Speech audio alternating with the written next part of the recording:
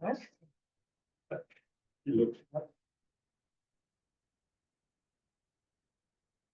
just need to get the live stream going down. Okay, you let me know, Julie.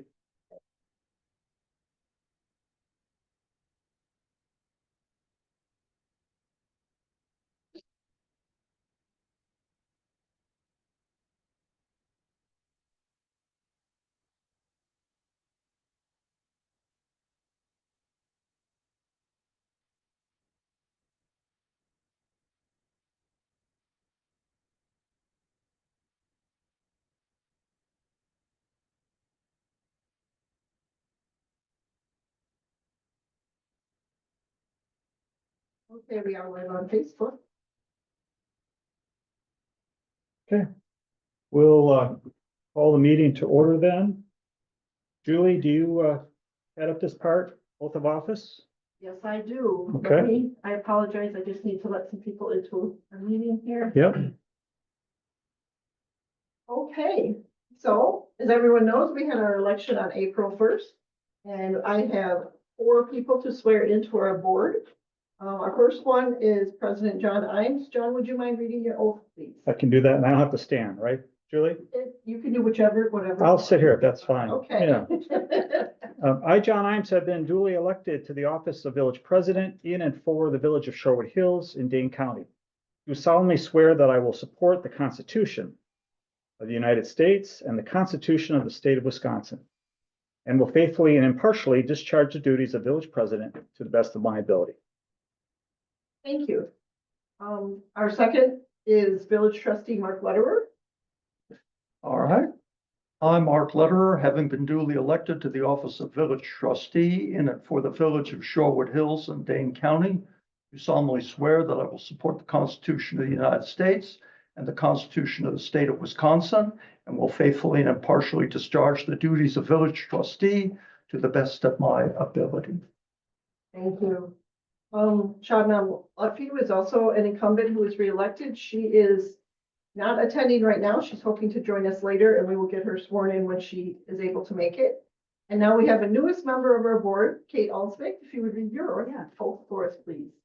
I, Kate Alsvik, having been duly elected to the office of village trustee in and for the village of Shorewood Hills in Dane County, do solemnly swear that I will support the Constitution of the United States and the Constitution of the state of Wisconsin, and will faithfully and impartially discharge the duties of village trustee to the best of my ability.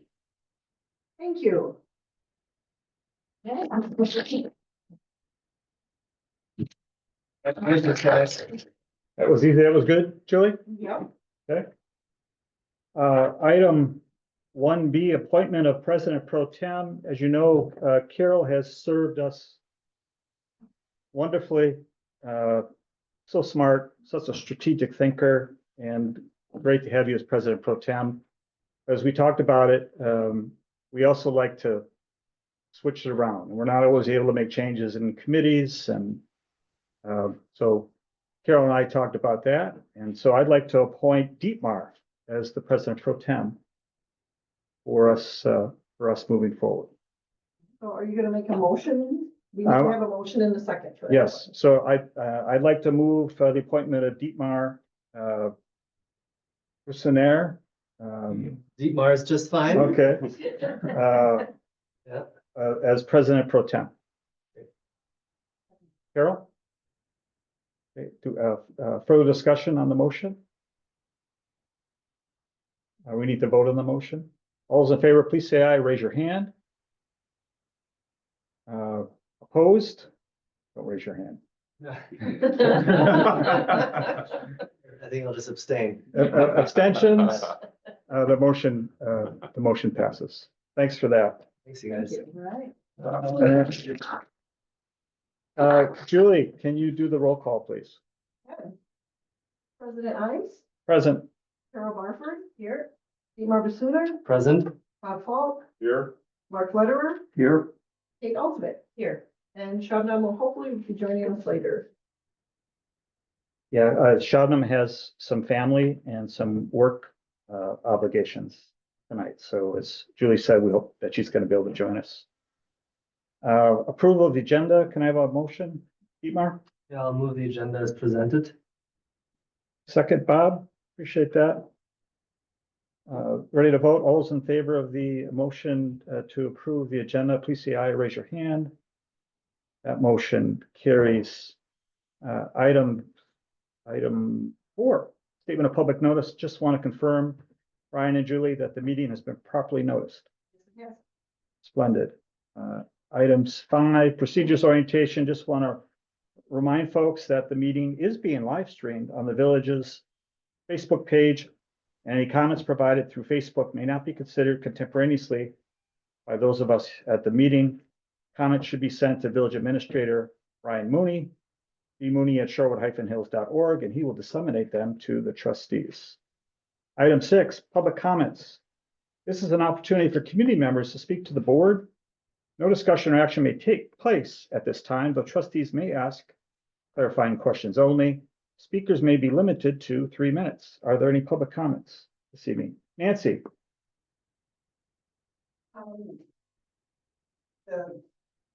The election of our president of our board was extremely close this year.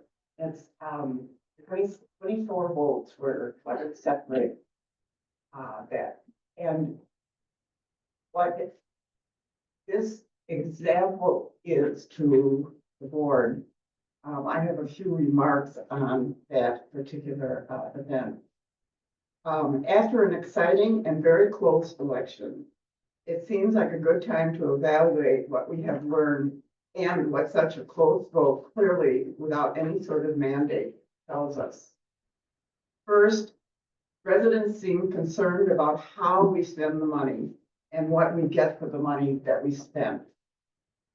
Maybe a few less consultants, maybe asking ourselves what it is we really need and how much it's going to really cost us. Residents like our community structure because it involves our residents in helping structure and protects our community. Since it has worked for almost 100 years, I support the board's decision to leave it as it is. Thank you. As the need for revenue increases, it is probably a good time to reevaluate the development of garden homes. It really is a huge loss just to leave it as mud and weeds. In closing, I again want to thank everyone who put their hat in the ring to run for this, our volunteer village government. Thank you all for the service that you do. Thanks, Nancy. Are there any other public comments this evening? Bill? My name is Bill Thomas, and I just showed up today to say that the zoning, the flood zoning map that you all approved on the 18th was, I think, a fraud and should be, it should not stand. So, and as, yeah, well, that's what I meant. Oh, and as to what should happen in the garden homes, I think garden homes should be allowed to stay undeveloped. And let the people who are there stay there.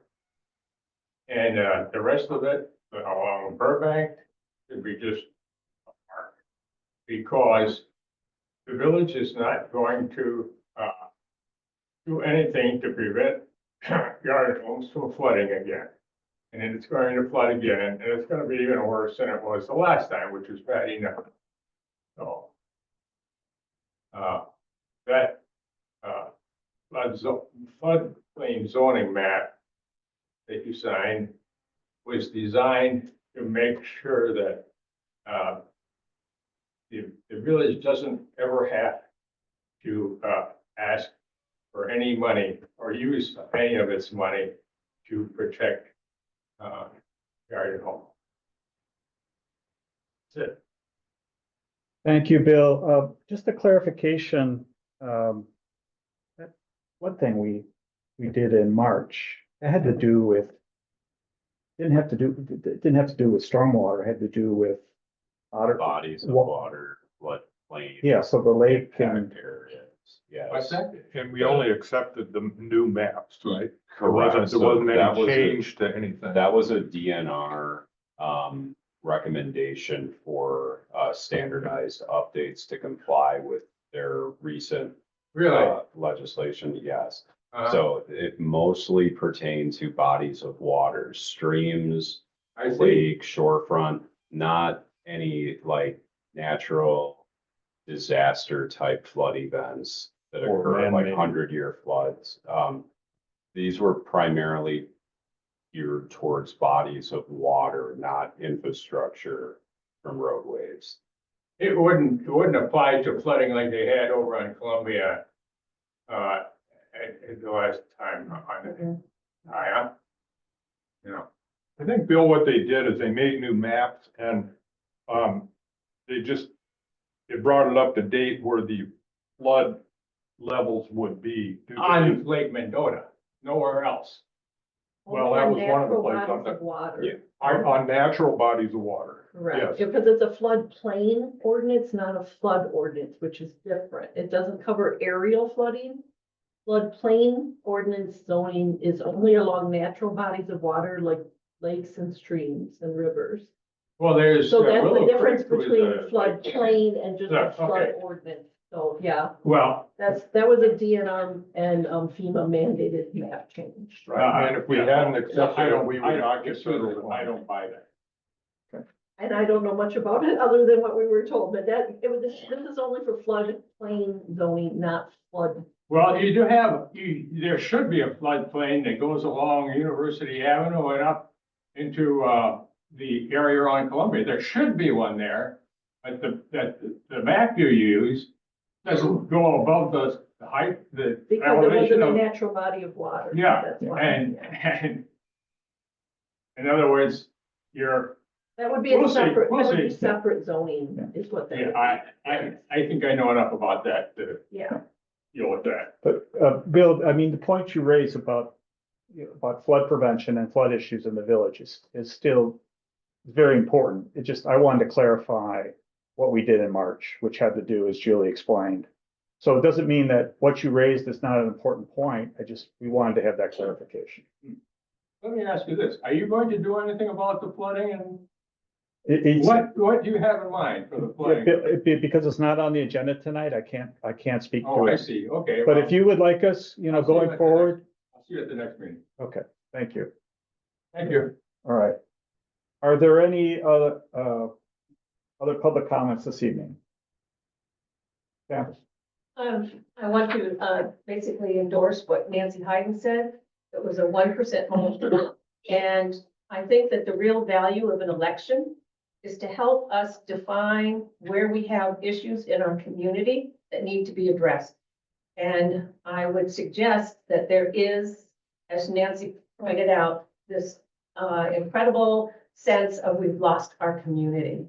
So I think that that should stand as a challenge to the board to figure out how we return to what we used to have, where we didn't have antagonistic neighbors like we do now as a result of the referendum that still resonates throughout the village. So I also would like to ask what's happening to my Triangle Park on Viburnum. Pardon? Carol can talk. Well, I can talk to it at the next Parks meeting. It's not on the agenda for me to talk about. Okay, but then just let me say that I really don't want to see that clear cut. And I really didn't appreciate when they came in and just started cutting everything down. And the neighbors all came out of our houses. Maria, Andy, myself, others came out and said, "Stop, what are you doing?" And they basically said, "Oh, well, the village forester said we're supposed to take this down." That shouldn't be happening. So just so you know, just again, it's that loss of community. Because that is a nice little park area, needs a bench and should be called Richard and Sally Builder bench. And by the way, before you forget, Richard Builder is part of the reason you have a pool down there. So he was a major player in this village and he's sorely missed. And Sally always said there should be a bench in the middle of that park so she could take a rest. I don't know if you know Sally. I do. Okay. Thanks, Sam. Mhm. Any other public comments this evening? And there's no one online, Julie? No one has their hand up? Okay, let's move on then with the agenda. Item 7, board matters. Payment of bills. Mark, do you want to? Sure, I'll go ahead and make the motion to approve the payment of bills in the amount of $2,112. I'm sorry, $2,112,195.33. I would say 122,000. 172? 22. Oh, I have 112, but I have 112 in Did I the type- notes to the agenda. I apologize. Yep. I have it typed wrong. I'm sorry, Mark. 2,112,195.33. I got it. Thank you. Okay. okay. There a second to that motion? Thank you, Dietmar. Further discussion? Ready to vote? All those in favor, please say aye, raise your hand. That motion carries. Consent agenda. Someone want to move the consent agenda? Dietmar, is Yeah, I'll move the consent agenda as presented. there a second to that motion? We're gonna get you here, I Kate, know. sooner or later. Mark? Okay, further discussion? Oh, there isn't on a consent, right, Julie? Just testing you on that. Ready to vote?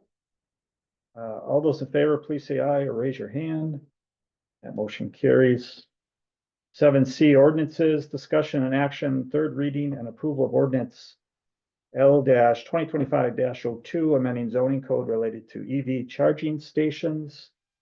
Brian speaks to this in the notes to the agenda. There's a recommended motion. Would someone like to make that motion? Dietmar.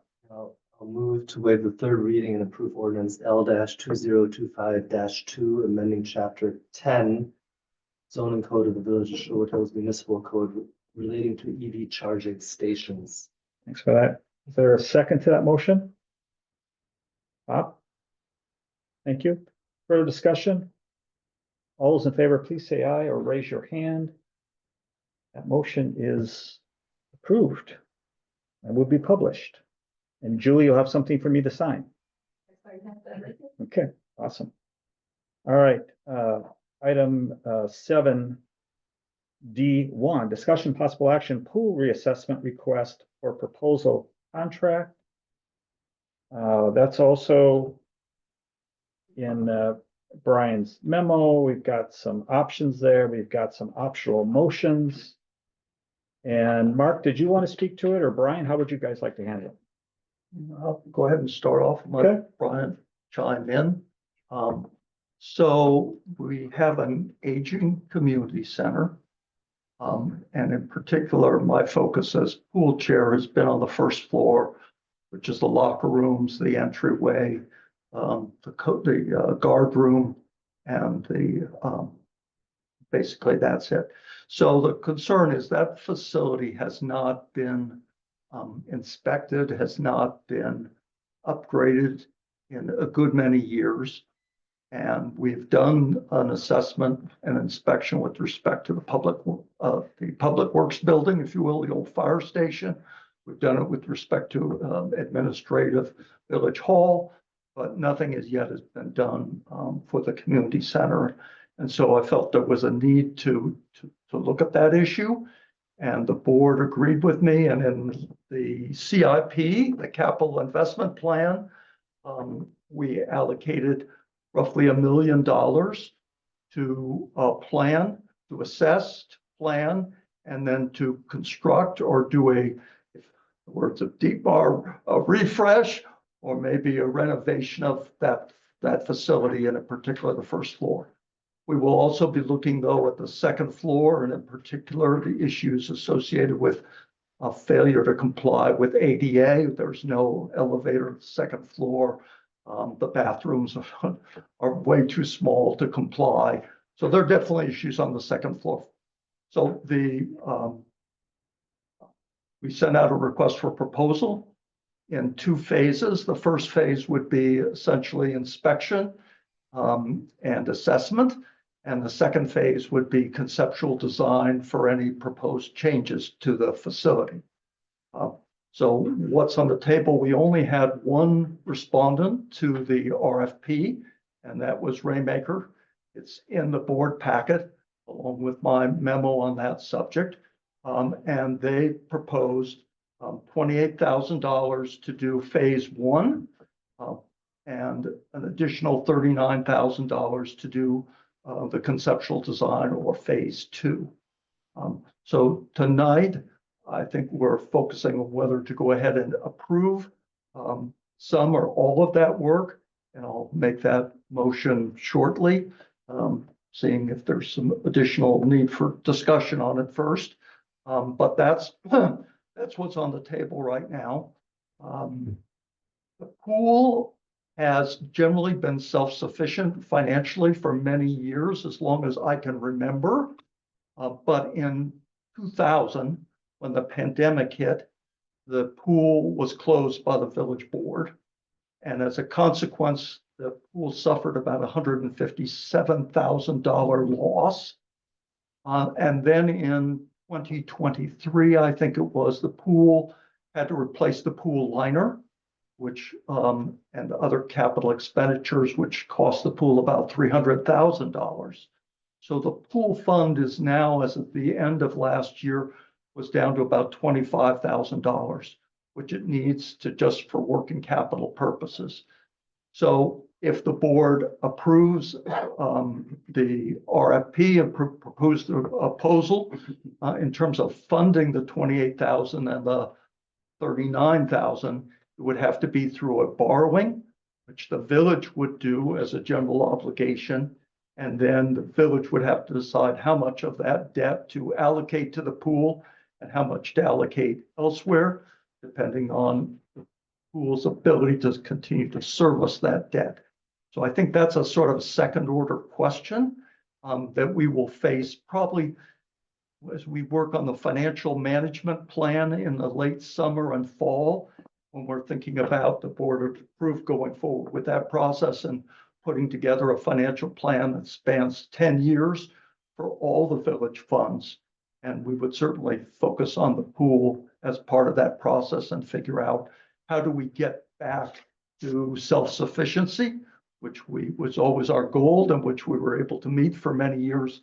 But at this point in time, that seems unlikely, at least in the short term. So that's where we are on the financing side of it. Ryan, do you have any other thoughts, comments?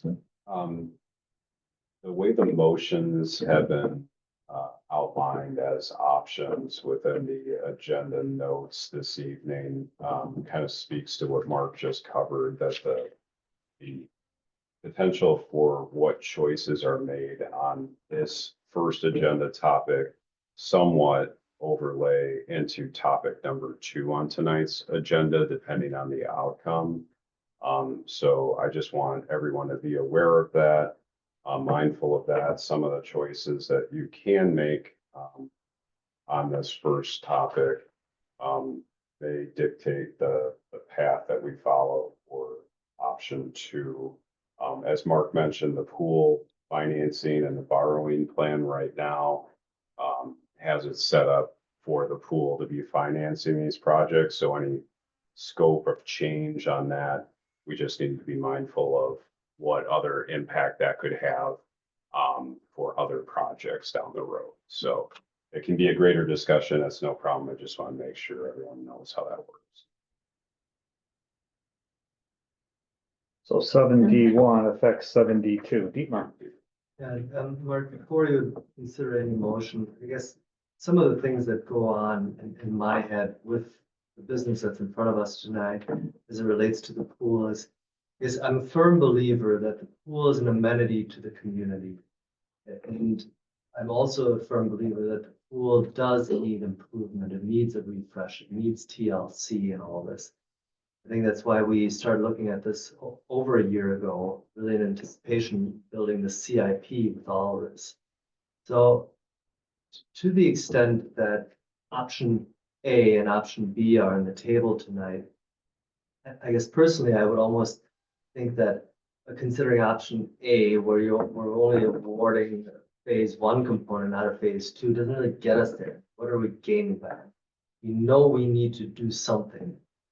As I shared with you on, before, is my only apprehension is really the fact that despite the fact that this is in the public domain, the RFP was in the public domain, it was out there.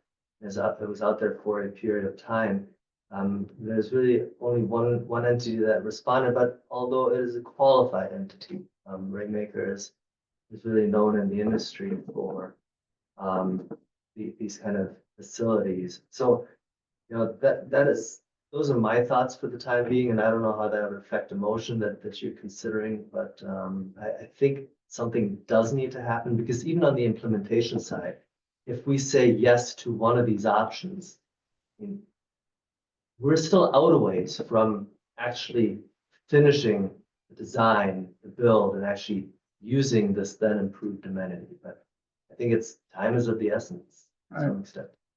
Yeah, the whole scope of the project at this point, what Rainmaker is proposing is just planning. That's all we're talking about here. But you have to have a plan before you go in and start tearing things apart and replacing things and all the like. So I think that was the notion, that this would be a planning year. And then as we are better informed by the financial management plan, which is this longer term 10-year plan that we'll be looking at in late summer and the fall, then we'd be in a much better position to judge what kind of reinvestment do we need to make and want to make in the facility, and over what period of time. But so I think this is an important piece, what we're talking about tonight, because this will inform our planning. We can't make a 10-year plan for the village, much less one for the pool, until we have the information that we need about what is needed, what is necessary, what we would like to do, and the costs associated with all that. So the way that I envision setting this up is a little bit like what we did with the Deegan agreement, which is to say we've got phase one and phase two. In the Deegan agreement, it was space allocation and then conceptual design. And so I'm thinking of the same thing here. You got phase one. I think the board needs to authorize that phase tonight, commit to that. And then we understand through an email follow-up that Rainmaker sent us is that they are willing to give us an option with respect to phase two, which is essentially what we've done with Deegan, which is to say, Deegan was, we're going to do space allocation, bring that space allocation back to the board, and then the board will decide whether it wants to move forward with conceptual design. And my proposal will be the same thing here, authorizing phase one, locking in Rainmaker to a price for phase two as they proposed, but the option would reside with the board. So once we get the assessment and the inspection report back, we can decide, do we want to proceed with conceptual design, or do we need more conversation? Do we want to go a different direction, and so on and so forth. So I'll go ahead and at this point make the motion, and then maybe if it's seconded, we can continue the discussion. So my motion would be to accept the fee proposal from Rainmaker, authorizing phase one at a cost not to exceed $28,000, and providing the village board an option to subsequently authorize phase two at a cost not to exceed $39,000. With a slight variation from what's in the packet. Can you repeat? I don't have all of that marked. And I will give it to you because I wrote it all out, knowing you would ask me for it. Thank you. I want to There make you sure I have go. the motion. Thank you. I'll second. Thanks, Mark. Thank you, Kara. And one thing I forgot to mention, when I spoke before, was that she and our pool manager is attending virtually if anyone has any questions pertaining to the RFP. And then Tim Steve from Town and Country Engineering is also attending virtually if there's any questions on either item. Okay, yeah, George. Well, I just have a question. Why do we think that there was only one person that responded to the RFP? That, like, we have a consideration instead of only one here, and so that could be a good plan, it could not be, but we just don't have anything to compare it to. So that's one question I'm wondering. Yeah, it's disappointing. Yeah. I'll give you that. And I have to say, I don't know why. we didn't get more respondents to it. As Dietmar said, they seem eminently qualified for this type of work. But why there wasn't a more competitive process, I don't know. I don't know. And you have any insight into I that? know we received several inquiries from different companies, but sometimes what happens with RFPs are other commitments that they've already responded to or agreed upon, doesn't align with what their schedule allow for, fitting this in. Yeah. So sometimes decisions like that, just, they look at it and then make the decision, fortunately not to pursue. Got it. Okay. Carol? Yeah, so, even though we only have one bid, and even though we know that we have to move on the community center, I really like Mark's framing with the contingency, the phase one and the contingency for phase two, because of our recent experience with FGMA, we want to make sure we get what we want out of phase one, and phasing it may be a tool to help us get that. So unless there's a significant risk of falling behind, I think that Mark's idea is a good one. Did we have a second on that? Oh, Yes, I- Carol. Sorry. thank Yeah, you. Carol did, yeah. Dietmar? Mark, I guess Dane, if he's on, were there follow-up conversations about the expectation of having a keen sense of understanding where our high water mark is in the cost allocation for these improvements? And if in fact you had this conversation, or if it was Dane, and that's really the framework behind all of this, that we're not chasing butterflies. And what could we possibly do? What could we possibly do is really set by the limitations of the fund allocate, or what's located in the CIP. So Dane, I see you just zoomed in. Maybe you want to take this.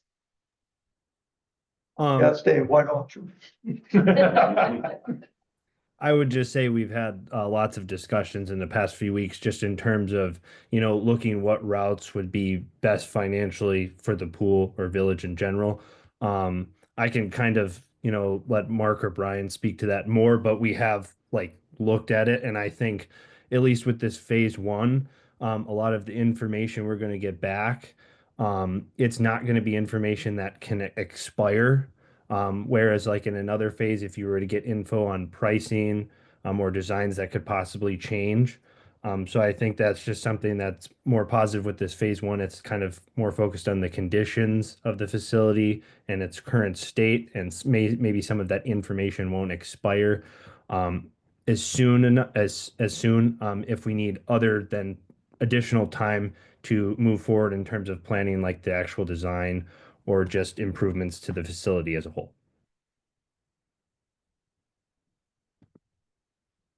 I don't know that really answers it, Dane. Sorry.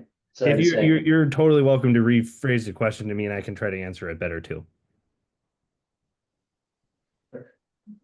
I think what we all want to be, well, I can't speak for everybody else. I can only speak for me. What I would like to be very thoughtful about and careful of is that this really doesn't just want to be another assessment of the facility. It wants to be a framework by which we very quickly understand what type of improvements can be designed for and implemented given the entirety of the monies that are being allocated.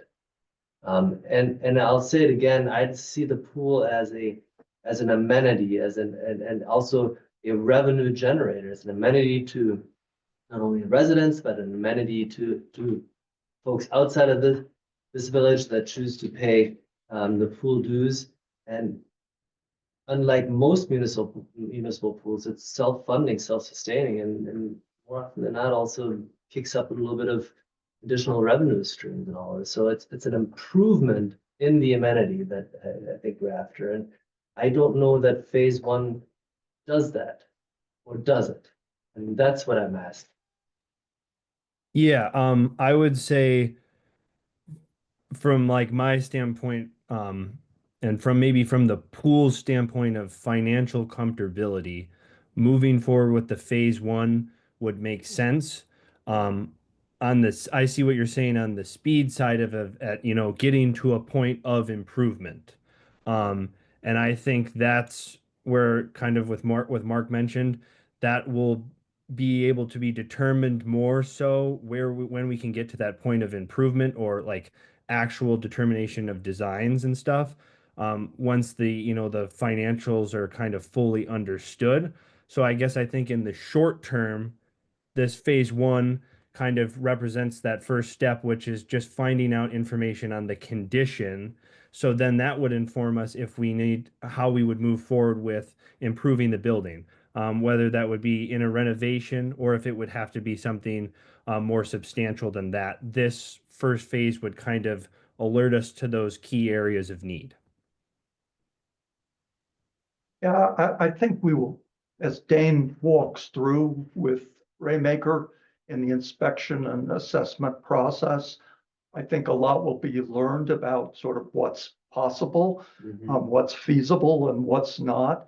As we have discussed before, you know, the elevator, putting in an elevator in that building alone might be $500,000. Plus you factor in the cost of upgrading the bathrooms to ADA compliance, and pretty soon you're pushing the entire budget for the project that we put in the CIP, the $1 million.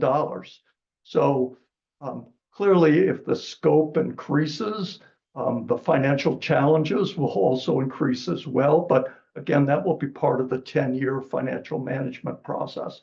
But I'm hopeful as we go through the inspection, we go through the assessment, we will learn just in terms of the refresh, what can be done in those locker rooms within the budget that we have. What kind of improvements can we make for the resources that have been set aside?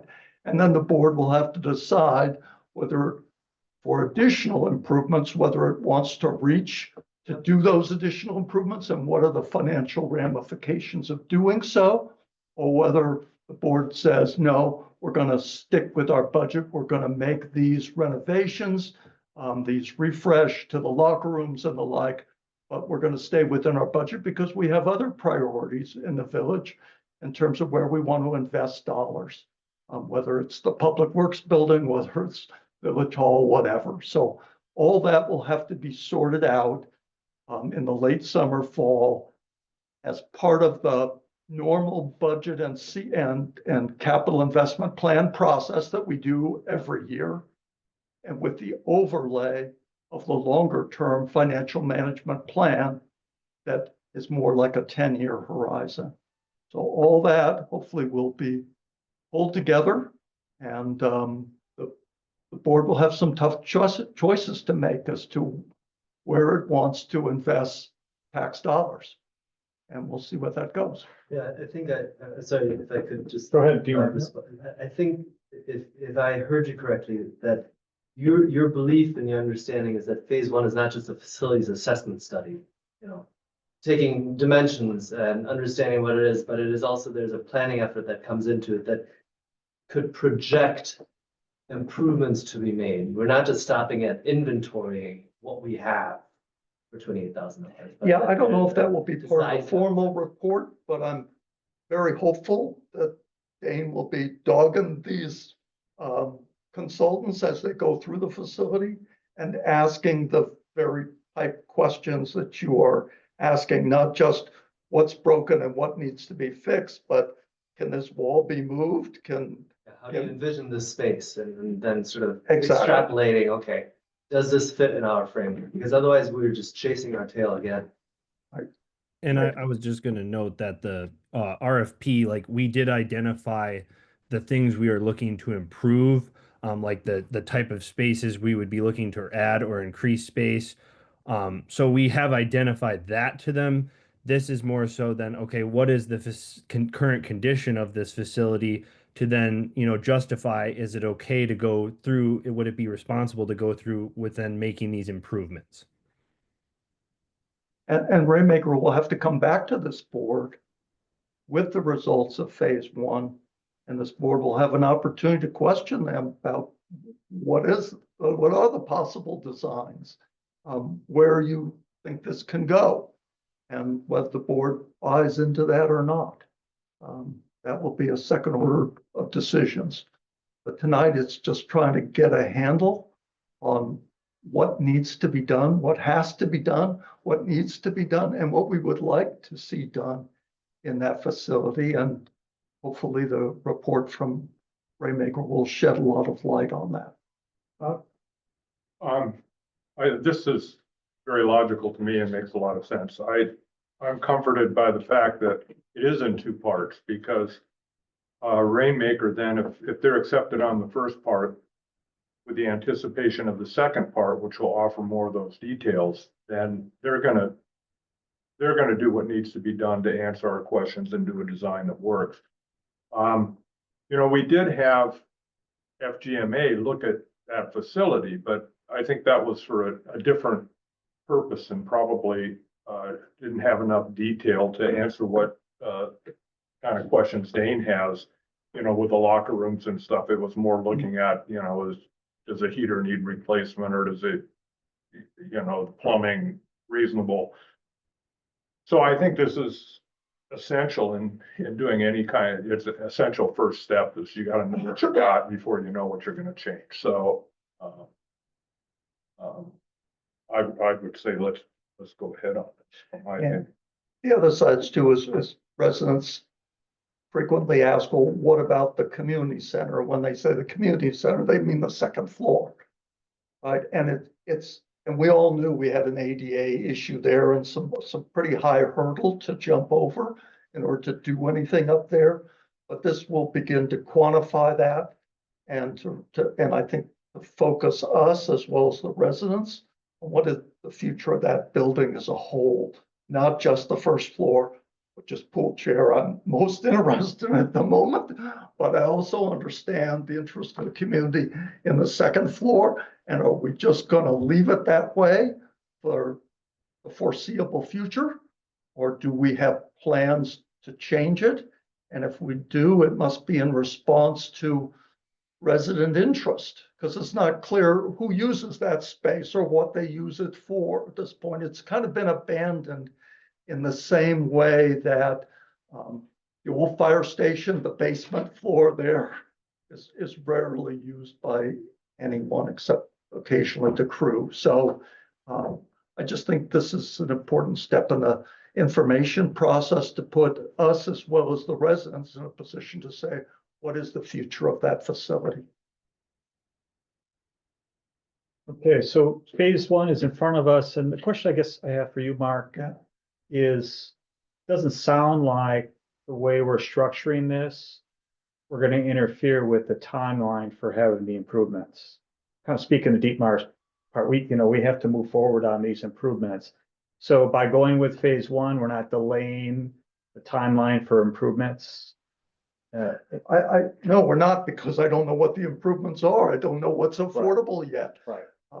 So And this the is an earliest that essential. and the earliest that we would contemplate doing any improvements would be The fall at the very earliest, and I Right. would say likely later. I think After the pool season. pool's goal would be, if we're gonna make improvements, it'd be great if we could do it in advance of the 2026 season, Yeah. at least some of them, to show some of the benefit from the planning effort and what's going on. But Yeah. again, this will all be informed by the financial management plan and the budget and the CIP update that will occur in the fall. So other than the extent that there are essential repairs that need to occur urgently, then those might occur separately on a separate track. But in terms of real improvement to the facility and the redesign, I think that's probably a 2026 issue. Okay. Yeah, so I'm not hearing that improvements are going to be delayed because we decided to do this on a phase. That was kind of my point. Okay. All right, so we have a motion by you. We have a second by Carol. Ready to vote on this? All those in favor of the motion, please say aye or raise your hand. That motion carries. Thanks very much for that. Item D2, discussion possible action, pool parking lot bid award. Brian, did you want to speak to this? I know we got Tim Stevie on the line as well. Sure.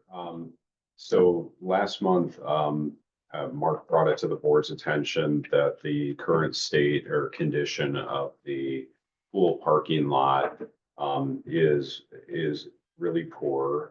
The primary area of the parking lot that is experiencing the worst current condition is the northwest corner of the lot.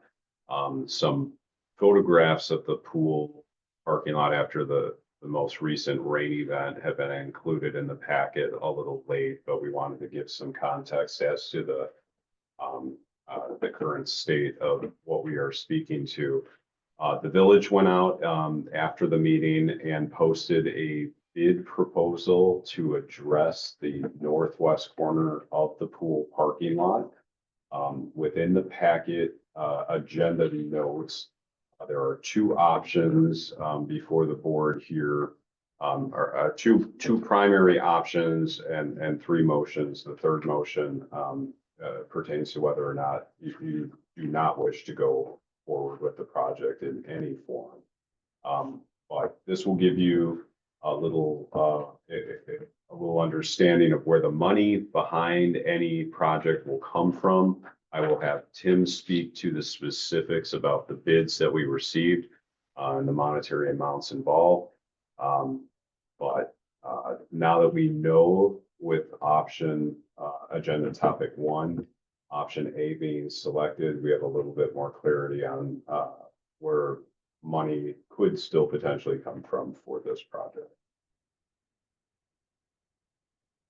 Actually, Mark? option B is, Or option B, did I misspeak? yeah, Okay, I'm sorry. since we only did phase 1, so we have a little money left in what was budgeted in the CIP. Okay, But that would be funded by the pool, not by the tax line. correct. Correct. Yeah. Mark, so let me talk a little bit about the history of the pool parking lot. Yep. It's been deteriorating for some time, and in past years, for the most part, what we've done is resurface those areas where we were experiencing real deterioration. Unfortunately, that kind of a repair doesn't last. And so we've made a couple of runs at it and decided it's just throwing good money after bad to do that type of resurfacing. The one area where we did an actual reconstruction, which is to get into the ground and dig that up, was in what they call the manager's parking lot, which is the easternmost section of the parking lot, and that is held up very well. So that's why at this point in time, we are not advocating for any more sort of surface repairs if we can avoid it, because they just don't last. And the area that's in the worst condition is the northwest corner, which hasn't been helped at all by the fact that the sewer district has been using that whole parking lot as a staging area. And of course, that's just accelerated to some extent the deterioration of the lot. So something needs to be done. Now, unlike the what we just discussed, phase 1 and phase 2 of the assessment and inspection, this reconstruction was not part of the CIP. It was not budgeted. It was not planned in the CIP. So there's a funding issue here, more an accounting issue than anything else, as to where these funds are coming from. As a practical matter, we received, I think, on the order of about $60,000 from the sewer district as payment to the village for the temporary easements we gave them as part of the sewer project. And the board previously sort of allocated 20,000 of that to the capital budget of the pool, if you will, to make whatever improvements need to be done. Obviously, that is insufficient to do the northwest corner, which the price is closer to 60,000 than it is to 20,000. So additional monies will be needed. As Brian and Julie noted, there are a couple of potential sources. My own preference is to pull it out of the balance of the 40 some odd thousand, is to pull it out of the capital fund contingency account. And so there is an ample contingency to cover that. Again, from a capital raise point of view, all this will be taken up, I believe, at our May meeting, when Brian and Julie address a floating of a note to the public, right? And not only for these purposes, but for other purposes as well. And that will be discussed in greater detail next month and probably into June. So as far as the accounting goes, I've expressed my preference that it come out of the balance, come out of the contingency account. There are other possibilities as well. I think the issue about how much does the pool carry of this cost and how much does the village carry? I mean, how does the debt eventually get allocated, the money raised? How does it get allocated between the various funds?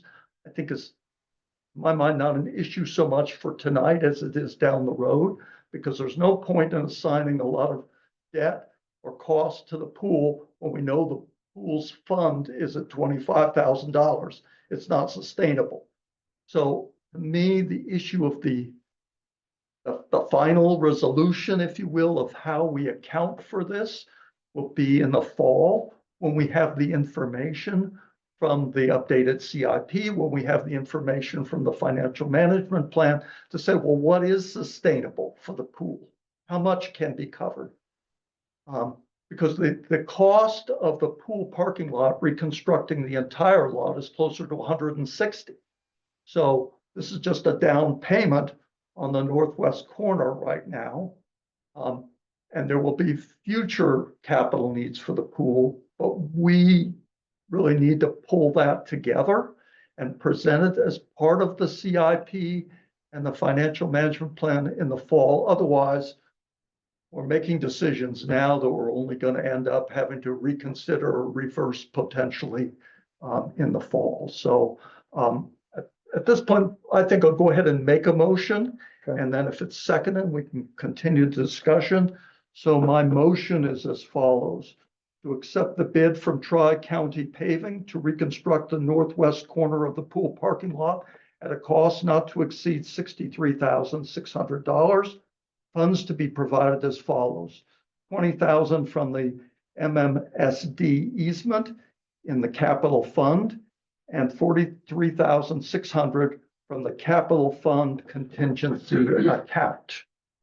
Is there a second to that motion, Dietmar? I would like to second that motion. Thanks for that. Discussion, Bob? Thanks, Mark. I just have a question, Mark, regarding the damage that MMSD is doing to the parking lot. Are we assuming that did they take that into account in this easement money, or are we just saying that's kind of the cost of doing business, keeping good relationships with our neighbors? I don't know for sure, but if I had to guess, I'd say it's the latter rather than the former. I think when they did the easement, there is a technical procedure, right? When you do the easements and you give somebody a temporary easement, it actually goes to a service consultants who actually are in the practice of pricing these things. And they came back with this price of $60,000. So that was the price of it. I mean, it was assumed, I think, by them and as well as us, that when they brought the heavy equipment in this easement area, they were going to rough it up, right? It wasn't going to be just like it was before they came. But there was no explicit understanding price associated with the damage that is necessarily caused by this. And I think it would be kind of hard to figure out how much did they do and how much is it just over the course of the winter or whatever, that there was this Well, on the bridge, they deterioration. came up with a number somehow, I guess, and that's something hard to predict or hard to So, estimate, I guess. So I'm not suggesting we should go ask them, I'm just. I just wanted to Question of see curiosity. if Tim could just really quickly speak to the bids that were received and his familiarity with Tri-County. Sure, no problem. Yeah, the village got pretty good bids on this one for a project that honestly had a pretty quick turnaround time on being out on the street.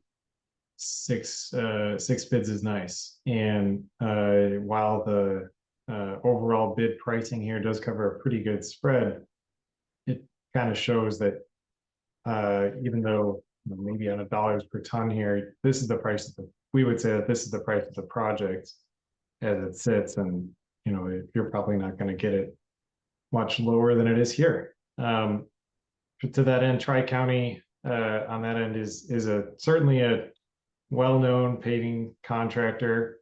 If I were to postulate here just slightly, I would guess that they came in kind of low because they are a contractor that does this type of work, this smaller type of work, and is able to self-perform a lot of the excavating, so they won't need to subcontract out a number of the kind of stuff here.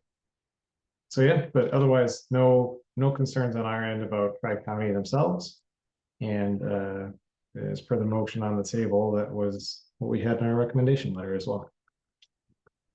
Thanks for that, Tim. Kate? I don't know who this is to, but how much of the back corner are we, like, I couldn't tell from the pictures, I guess I'm asking because this is one piece of an overall pool puzzle we're gonna have to solve, and so I would hate for us to spend money that then, oh, we want to tear down part of this lot for some reason. So I didn't see that in the packet. That's question one. And then question two is there any timing component to this? So are they able to do this before pool season starts, or is it after?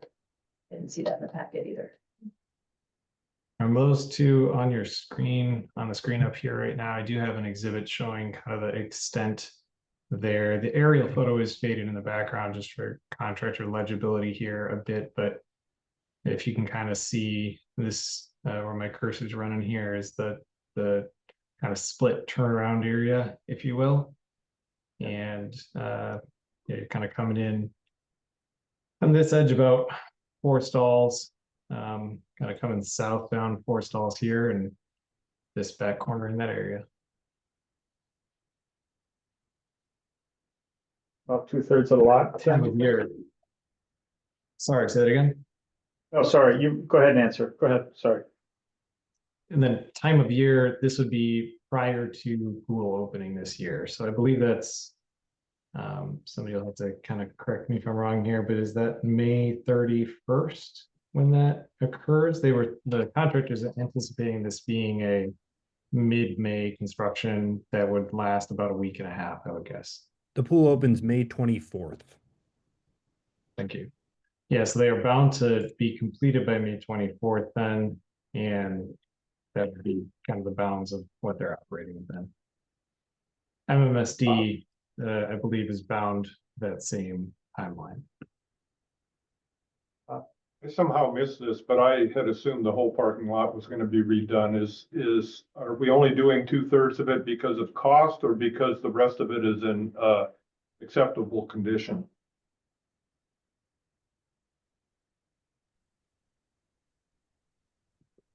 I guess that's to you, Tim. Sure. I believe the directive given to us here was that we had kind of a cost bound in terms of what needs to be done. There was some discussion on, taking essentially a phased approach to redoing the parking lot, which would be this, kind of corner back here, the northwest corner being in the worst condition, the northeast corner being in probably the best condition as it sits currently. And then next on sort of the chopping block here would be the south end, and potentially the turnaround area as well as being kind of the next worst areas. There also severe kind of bad condition drainage way swale kind of on the south end there that tends to collect water. Pond water has been an issue for some time. We chatted with Dane a bit about that as well, and Terry, and to us it kind of looks like the best way to address that wouldn't be just a spot repair at that location, but rather doing that whole south end to be able to regrade the whole thing so that you don't have that ponding and that drainage works properly. So, that is not addressed in this phase, but, the reason for that being just budget on that end. Okay, thank you. As a follow-up question, I guess maybe this is to Mark and Brian, do we have this second phase in mind in the CIP or in the near future? And the reason I ask that, because, you know, if you do something new here and then you're 5 years down the road and you redo the other part, then you're constantly leapfrogging back and forth with, you know, varying degrees of degradation depending on how old it is. So yeah, I would think it would be in our interest to do it as soon as we can. So it's all in basically the same condition. Yeah, I think that was certainly my intent, was to bring it, when we get to the CIP this summer, this fall, that would be on the pool's wish list to get the rest of this parking lot done. But again, I understand there are lots of projects, lots of things to be done, and where that will stack up in terms of the priorities, both for the pool as well as for the village as a whole, I don't know. But yes, it will be on the table for 2026, and part of the discussion as the CIP is discussed in the fall. The other thing, Tim, as I understand it, is that doing this reconstruction in this area now and leaving the other areas untouched will not adversely cause those areas to deteriorate more than they already do on a sort of natural. In other words, there's no adverse implications to doing a partial reconstruction as opposed to a full reconstruction. Correct. Yeah, we wouldn't see anything other than the actual construction traffic required to come back here, construct this northwest corner. There's no potential adverse effects to the northwest corner. To that end, the pool manager's lot that you mentioned a couple of times there, I don't believe that we saw major issues with construction traffic. Looking at a temporary, really not even that many loads of construction traffic coming back through here. And certainly MMSD has been using that southern portion for access to this northwest corner as well with construction traffic. So we wouldn't anticipate anything above and beyond normal degradation there. One final question. Do you have an estimate of what the longevity of this pavement might be? Sure. Yeah, I think typically we talk 30 years, about 50 years.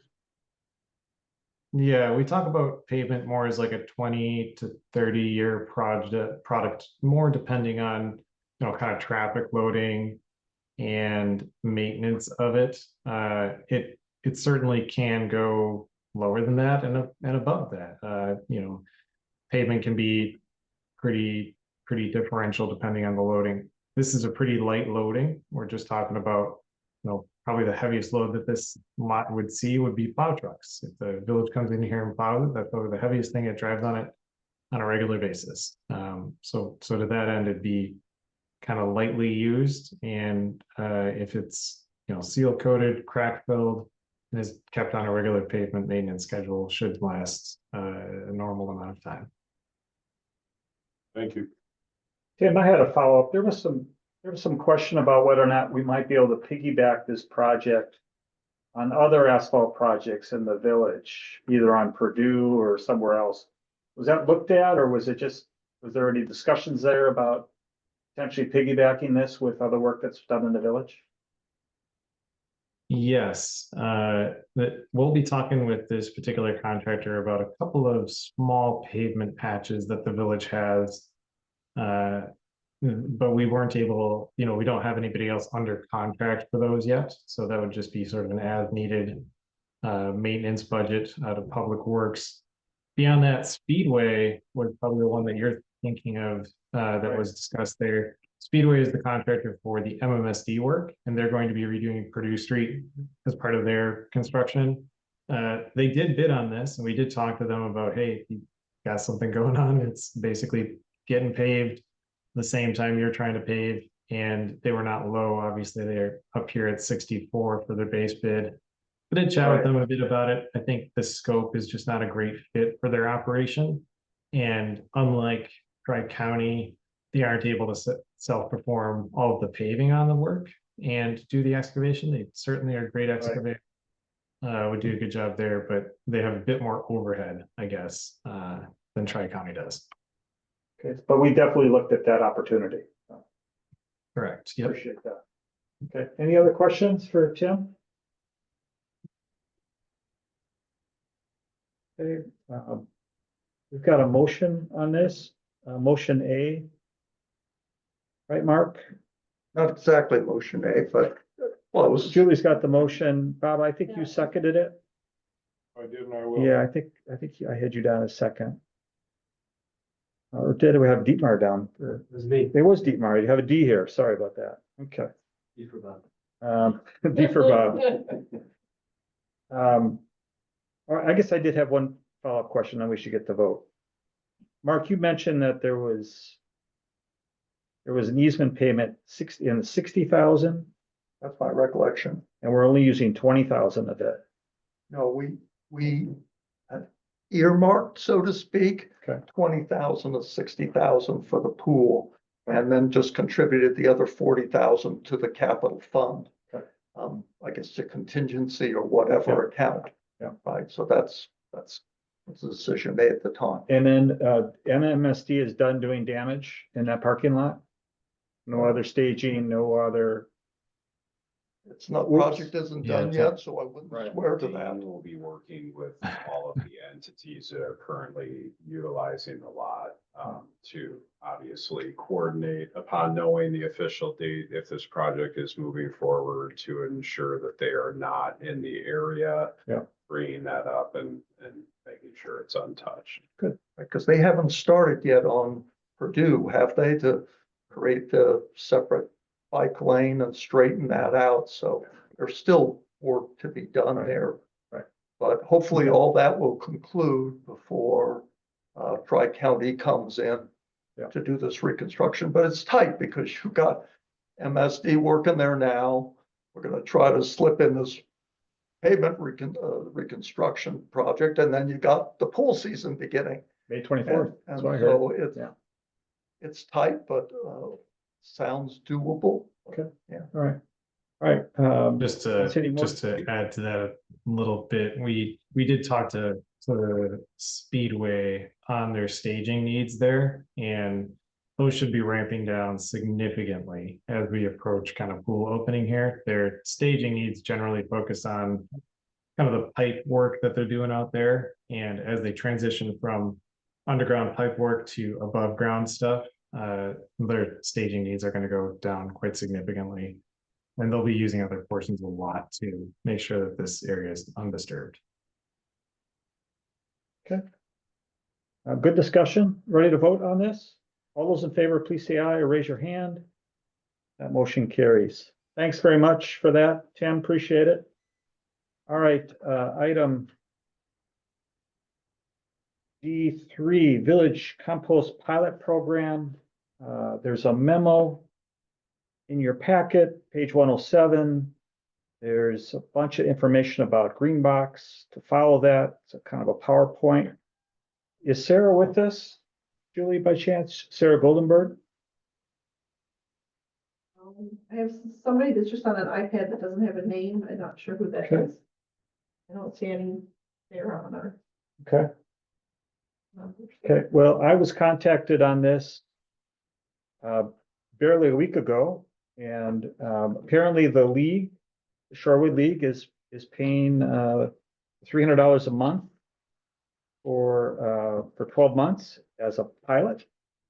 I met Sarah last week, Tuesday, Wednesday, at the firehouse to look at a location. Terry had indicated where might be a good spot to put these 2 35-gallon bins, which is essentially where the sidewalk ends, right where Madison B-Cycle is, away from traffic and movement, and seemed like a good spot. I asked her to put a memo together, which she did. She delivered the memo on Thursday, I think, for Julie to be included in the packet. There's information there. I was kind of hoping she'd be here to answer any questions. I know that she had some initial discussions with the services committee on this.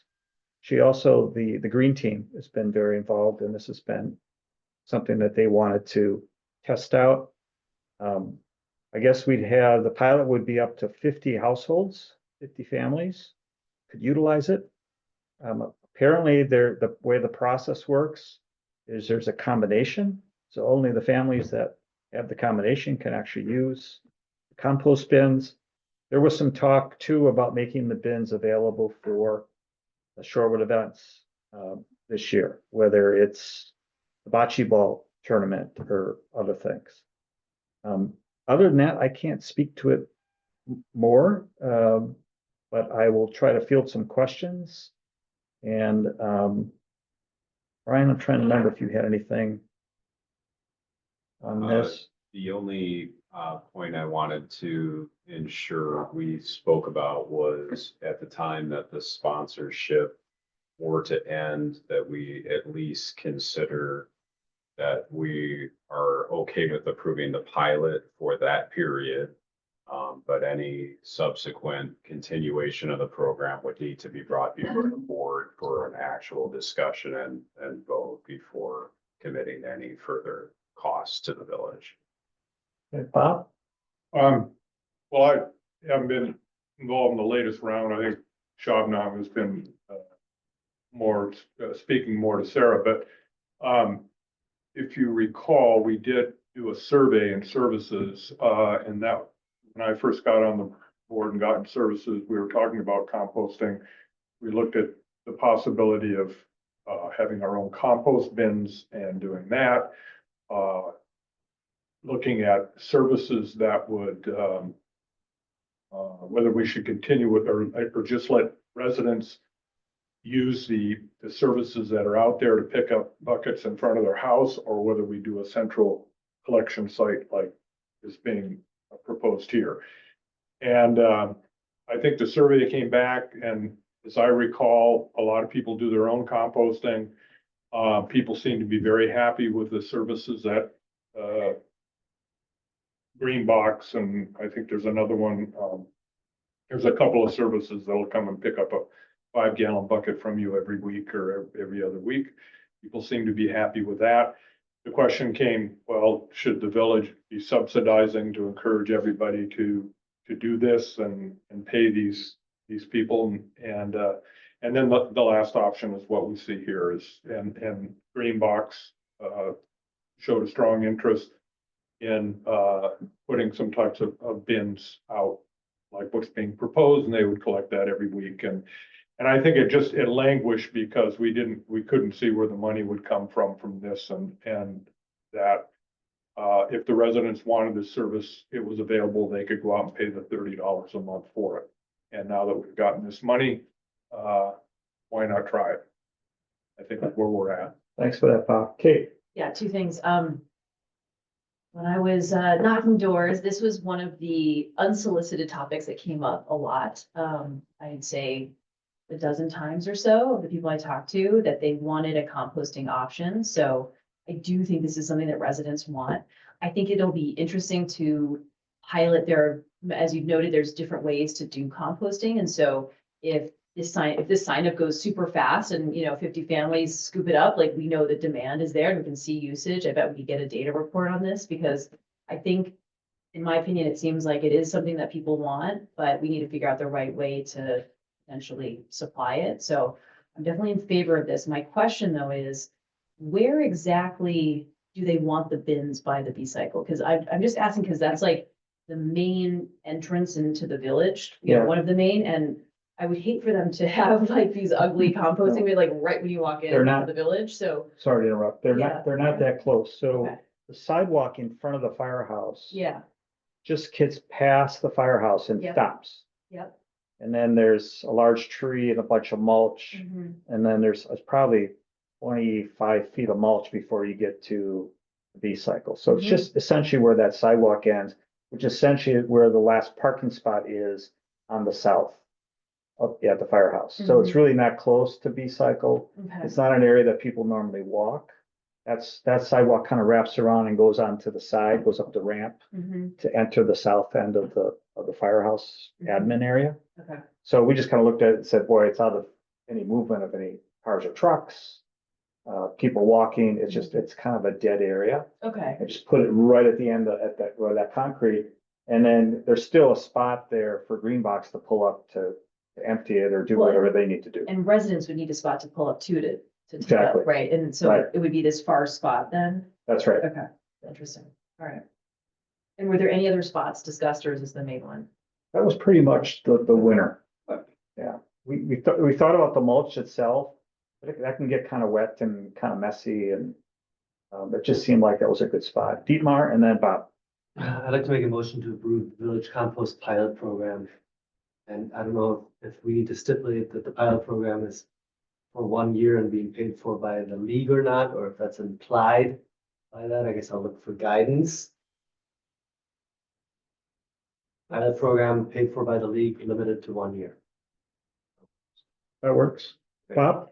I'll second that. Okay. And, I was gonna ask, did they consider, or is there not room where the existing trash cans are fenced in front of the shops? Yep, Terry did not want anything over there because there's a lot of truck traffic there.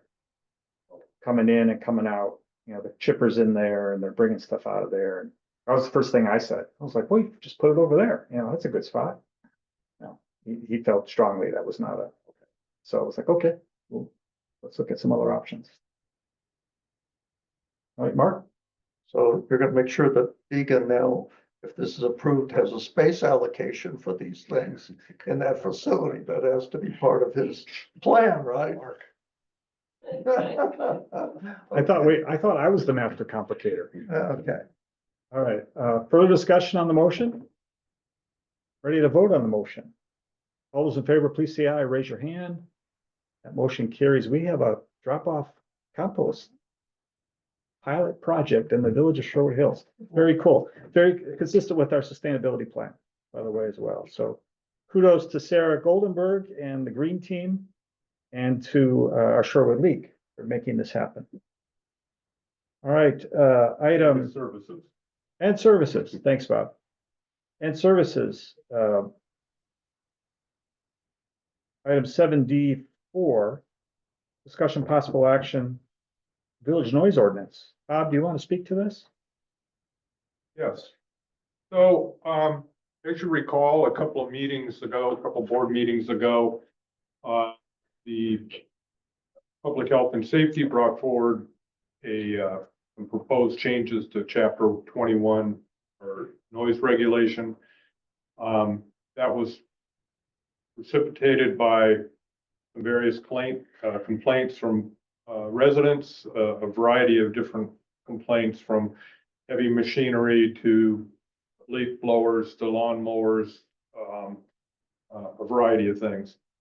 And so we got into it, and one of the things that was recognized pretty quick is there was a lot of technical jargon. I think that the original ordinance was probably copied from some other municipality and carried forward a lot of technical stuff. ANSI, American National Standards Institute, approved sound meters that measure different levels of sound, very, very sophisticated and hard to utilize. And today you can measure decibels on your phone with the phone app. So that was one of the things we wanted to try to deal with this technical jargon, as well as make it more accessible for someone to be able to measure sound in the village if they needed to. We did not change any of the levels of the sound. Currently, it's at 65 decibels during daylight hours or non-quiet hours, and quiet hours it's 55. And at the last time we brought this before the board, there was some concern about the including the banning of heavy equipment on the weekend. And so we went back and looked into that more. There was also a suggestion that it would make sense to differentiate between the different zones of the village, whether or not you're talking about commercial areas or residential areas, and how to deal with the border of those. We went back and looked at a variety of municipalities and how they dealt with this, and it just seemed to get more and more and more complicated. And in the end, it really comes down to the decibel level that you set. You can be specific about different pieces of equipment, and but then, as Dietmar pointed out, you know, you can say excavators, but then there's a lot of different kinds of excavators. And as I say, pretty soon it gets to the point where you just have this rat's nest of exceptions and clauses and listings of different types of things. So in the end, the committee felt that that was a paragraph that we removed, and that also there was another paragraph put in that dealt more specifically with exceptions for residents using lawnmowers. And that seems superfluous. I mean, already in the village, the reality is that 65 decibels is fairly quiet. It's about what I'm probably speaking over 65 right now. And, you know, our village crews cannot suck up the leaves or run the chipper or mow the grass in the parks, and be in compliance. So, so what you have before you is more of a simplification of the ordinance. If you feel that we should spend the money to have it looked at by our lawyers to simplify it, there's no substantive changes in the ordinance other than to simplify it, then that's what's before you. So I would recommend we simplify it, but I'll leave it to the board vote. With that recommendation in mind, Bob, do you want to recommend a motion? Get the discussion started? Sure. The motion is to send revisions of the village noise ordinance, chapter 21, to the village attorney for review. Is there a second to that motion? Thank you, Carol. Okay, discussion. Mark? Yeah, as I went through it, I had two concerns. One is on the enforcement end. There's a lot in this ordinance that's subjective, right? Some judgment involved. There are some standards, but there's some judgment too. And I just want to make sure Brian was comfortable that this was enforceable, that it could be sort of consistently enforced. So that was one of my concerns. And the second is the legal review issue. I'm not keen on sending this out for legal review in the sense that I'm not sure what that accomplishes. It certainly will be additional expense. And we've had a good bit of board expense these days, this last year or so, more than we've actually budgeted. So I guess before I supported sending it out for legal review, I'd have to understand exactly what is that legal review? What's the objective of that legal review? What they're looking at it from a technical standpoint, are they looking at it from an enforcement standpoint? What are they looking for and what's it going to cost us? But my own preference, just reading it, and based on the fact we already have a noise ordinance, I'd be inclined to just vote it in the way it is. I'm subject to my concerns about the subjectivity and as it relates to enforcement. So that's my comments. Well, I would just say, as far as the enforcement, that's not something, we didn't change anything in the existing ordinance. So whether we do nothing with it or whether we change it, those aspects of enforcement won't change. Okay, so the problems we had are the problems we will have going forward. Exactly. Yeah. Okay. And then as far as a legal review, I believe, Brian, maybe that's what you had suggested. That was, I didn't specifically say that we should have a legal review. I thought that was standard practice with any of our ordinances that the legal team took a look at it. So that's the only reason that that's there.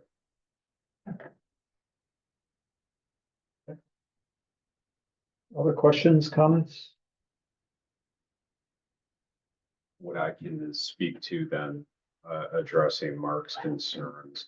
As far as the review with legal counsel, I would say normally under, a more minor edit to a subsection of an ordinance, I'd be more inclined to say that would be able to pass it. We were talking the whole ordinance section or the whole chapter. So to me, I will defer, and take the advice of the board, but when we're talking the whole chapter, I guess my first inclination would have a legal review, to just make sure everything is consistently addressed throughout.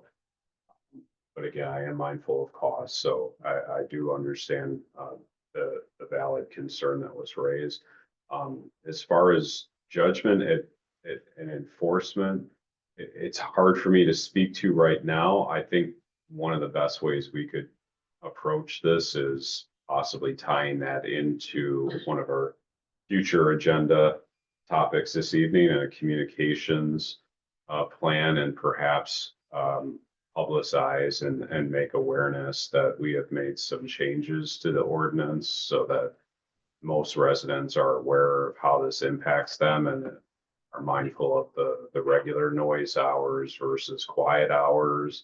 A little bit more awareness surrounding what constitutes equipment that violates the noise ordinance.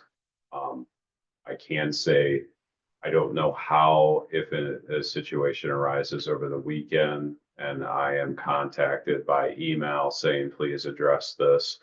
There will be a lag between me probably getting that message and forwarding it to a staff member that's on call within the police department or something to address. So there are issues on that front.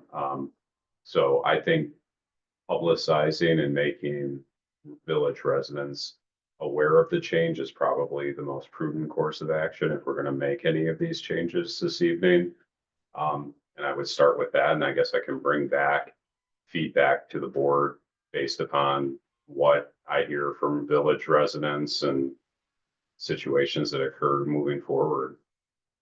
This will take 3 readings, right? As a change to Yeah, An ordinance? if we don't go the course of legal counsel review, then it would be the regular ordinance reading process. And it would probably be effective in as early as that 3rd month, thereafter. So if we're lucky tonight, fortunately, we may have legal counsel, right, at the end of this meeting. Maybe a way to proceed is to ask that counsel, whoever that might be, what it would cost us to review this ordinance. Because I'm just concerned, being a fairly technical matter, I don't want them, chasing the technical aspects of this and comparing it to other noise ordinances in other municipalities. I mean, you can really bring up a lot of dollars and a lot of time, as we've already spent looking at this thing. So I would like to kind of understand what their cost estimate is and what their process is, before I would wholeheartedly support it. Carol? So I remember that at the time of our governance workshop, and maybe even a little bit before that, last summer, we were talking about a general scrub of the ordinances and maybe some change, there's kind of looming out there that there might be ordinance changes. So I'm wondering if there's any economy of scale to fold this into any other such review that might be coming up. Brian, are you aware? I mean, is that on your plate or So not so much? what I can say is that the next item is the village strategic plan. And I think one of the action items within that plan is to review village policies and have committees take a look at ordinances and bringing those up to current standards on a somewhat annual basis. I don't know from a timing standpoint, the sense of urgency and the requests behind the noise ordinance and whether or not it can be rolled over into something else that we're about to start from that perspective. I think it would be beneficial to ask whoever the new legal counsel is, if that's something that other communities may have done and they see benefits from it. Thank you. But just to clarify, my question was based on my understanding of what Bob said, which is that the rules for the residents have not changed. Correct? In the new ordinance versus the old. It's that the language is meant to be more, user friendly. Easier to digest. Yeah, so, yeah, okay. I would say that there's really no urgency here. I think that we've gotten a lot of complaints, I guess, about, or a relatively large number of complaints about noise. You know, people would like to see more electric mowers and blowers, and we looked into that. And for example, mowers are, to go to electric for a contractor right now, a commercial mower is about $5,000 or $6,000. If you want to get an electric one, they're $20,000. While we see a lot of homeowner grade leaf blowers, when you start getting into the commercial realm, they're not only more expensive, but there's very few available, and contractors don't like them because they're not powerful.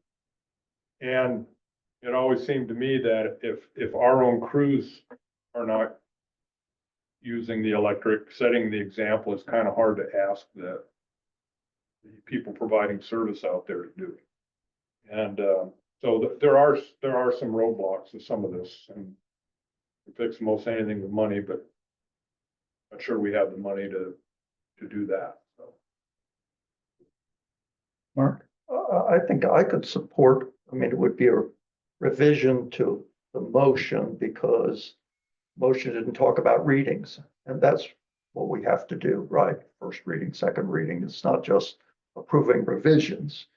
So what I could support is a first reading approving the revisions to the noise ordinance. And then in the intervening time between the first reading and the second, wherever that might be, we can engage the public, we can engage council, we can find out, does this thing have legs or not? So that's one way to, or just to leave it on the table. This isn't an ordinance, these are just Right. changes. We need to write the ordinance. We have to number it, you don't have the full language before we can do our first reading. So we can't count this as a first reading. Right. Right.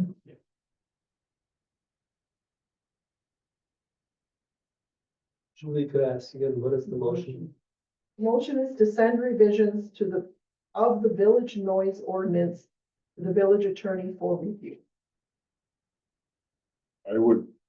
I'm happy to change that motion to send it forward for a reading, or if the board, maybe we should take a straw poll if you feel that it should be tabled, given Carol's comment about looking at our ordinances more broadly. I'm happy to do either. As I said, it's not urgent. Can I ask a question, Bob? How does what we're asking for, what are the comps again? Did you look at other communities? Did they have similar levels than what are being proposed here? Yes, but some, including Madison, go into, Madison has a lot more about gatherings and music, and they have some specifics on construction equipment. Yeah. And it's pretty voluminous. And other communities that go that far, ours is pretty simple. I mean, other than the sort of antsy technical stuff, ours is fairly short and sweet. And it seems that they become very complicated and voluminous, or they're quite simple. And we erred on the side of simplicity.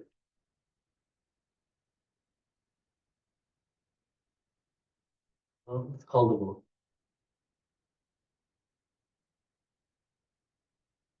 Well, I would alter my motion then, from what I've heard, just say that we should, dissent revisions. Well, how would we word this in terms of Do a you wanna reading? vote on this motion Yeah. first and then make a second motion too? Like this motion could pass or fail. And then we can make a second motion. Okay, let's do that. Let's vote on. John? Ready to vote on the first motion? All those in favor of sending the revisions of the Village of Shorewood Hills noise ordinance, chapter 21 to village attorney to review, please say aye or raise your hand. Opposed? That motion Doesn't pass. fails. Okay. So is there a second motion? I mean, for my, A lousy batting average. I think I'm voting for it because I think it has to happen. Something different has to happen. We've had some issues in the village, so that's one. Two, I really like the idea of us doing an education campaign, a communication campaign. This could also be talked about as part of the town halls. We could do stuff in the village bulletin. I mean, we could really educate folks' discretion. Okay, You finish, I don't want to. oh no, that's all right. Well, So, I agree. Yeah. However, I think as this is presented, it's mostly removing things. So I feel like what we're solving for is if we need to, alter or, change enforcement, which was brought up, or timing or types of things, if we want to actually, because right now we're not really changing the ordinance. We're just like removing things and clarifying some language. So I guess I'm just wondering, like, what are we solving for here exactly? Is it just to say, like, were people confused because when they read the ordinance, they don't know what to do? Or what is the gap in terms of education? And do we actually need to change the ordinance to be more clear and put more new information into it so it's very clearly spelled out? I guess that's kind of where I'm a little fuzzy. Okay, well, I think the way this started is we had a variety of noise complaints, Mhm. and none of which we would have had to make some very substantial changes to the ordinance to address all of those. And in the end, it felt that the committee felt that it would have been too complicated, too big a task Mm. to do that. But along the way, we saw that the ordinance was, as I say, sort of outdated Yeah. and overly complicated. And so we thought, well, let's try to address that while we're working on it. Yeah. So our original intent never bore fruit, I guess I would say. And so that's why I kind of leave this at the board's, obviously at the board's discretion. Maybe we just leave it alone and move on, and down the road we can deal with it. Or is it worthwhile making these simplifying changes as we've written? Mark, Yeah, I'll go ahead and make a motion to request the staff to frame these revisions as an ordinance change. Bring that back to the board. And in the intervening time, to consult with village council as to the cost and necessity of legal review. Can you give me that last part one more time, Mark? I was behind. It's too late, it's gone. Yeah, I know. That's why we're taping it. Ring. It's basically requesting of the staff to frame these revisions in the format of an ordinance Back to the board. And in the in intervening time, make inquiries with village council as to the cost and necessity of legal review. Thank you. That was the part I did catch up with.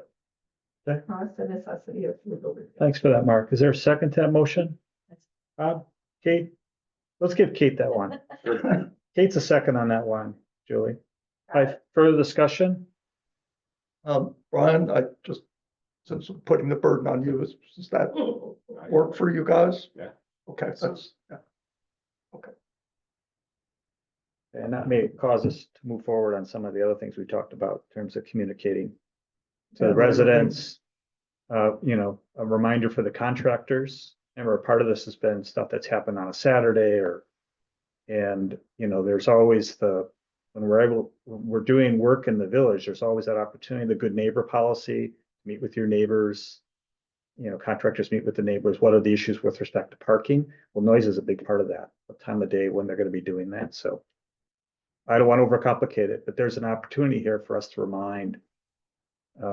Good task for the new communications committee. Exactly. We'll get to that at some point. All right. Ready to vote then on that motion?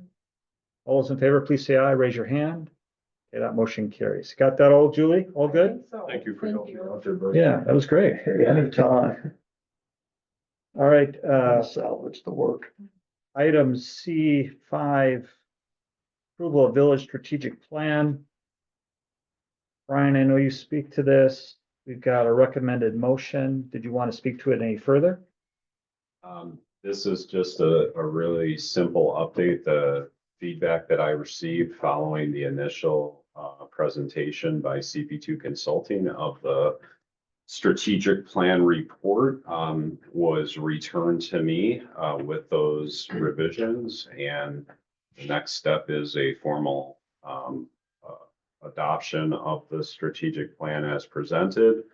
I will let CP2 Consulting know that it has formally been adopted by the board, and we will begin our meetings to start initiation of setting about the goals and achievement of the goals.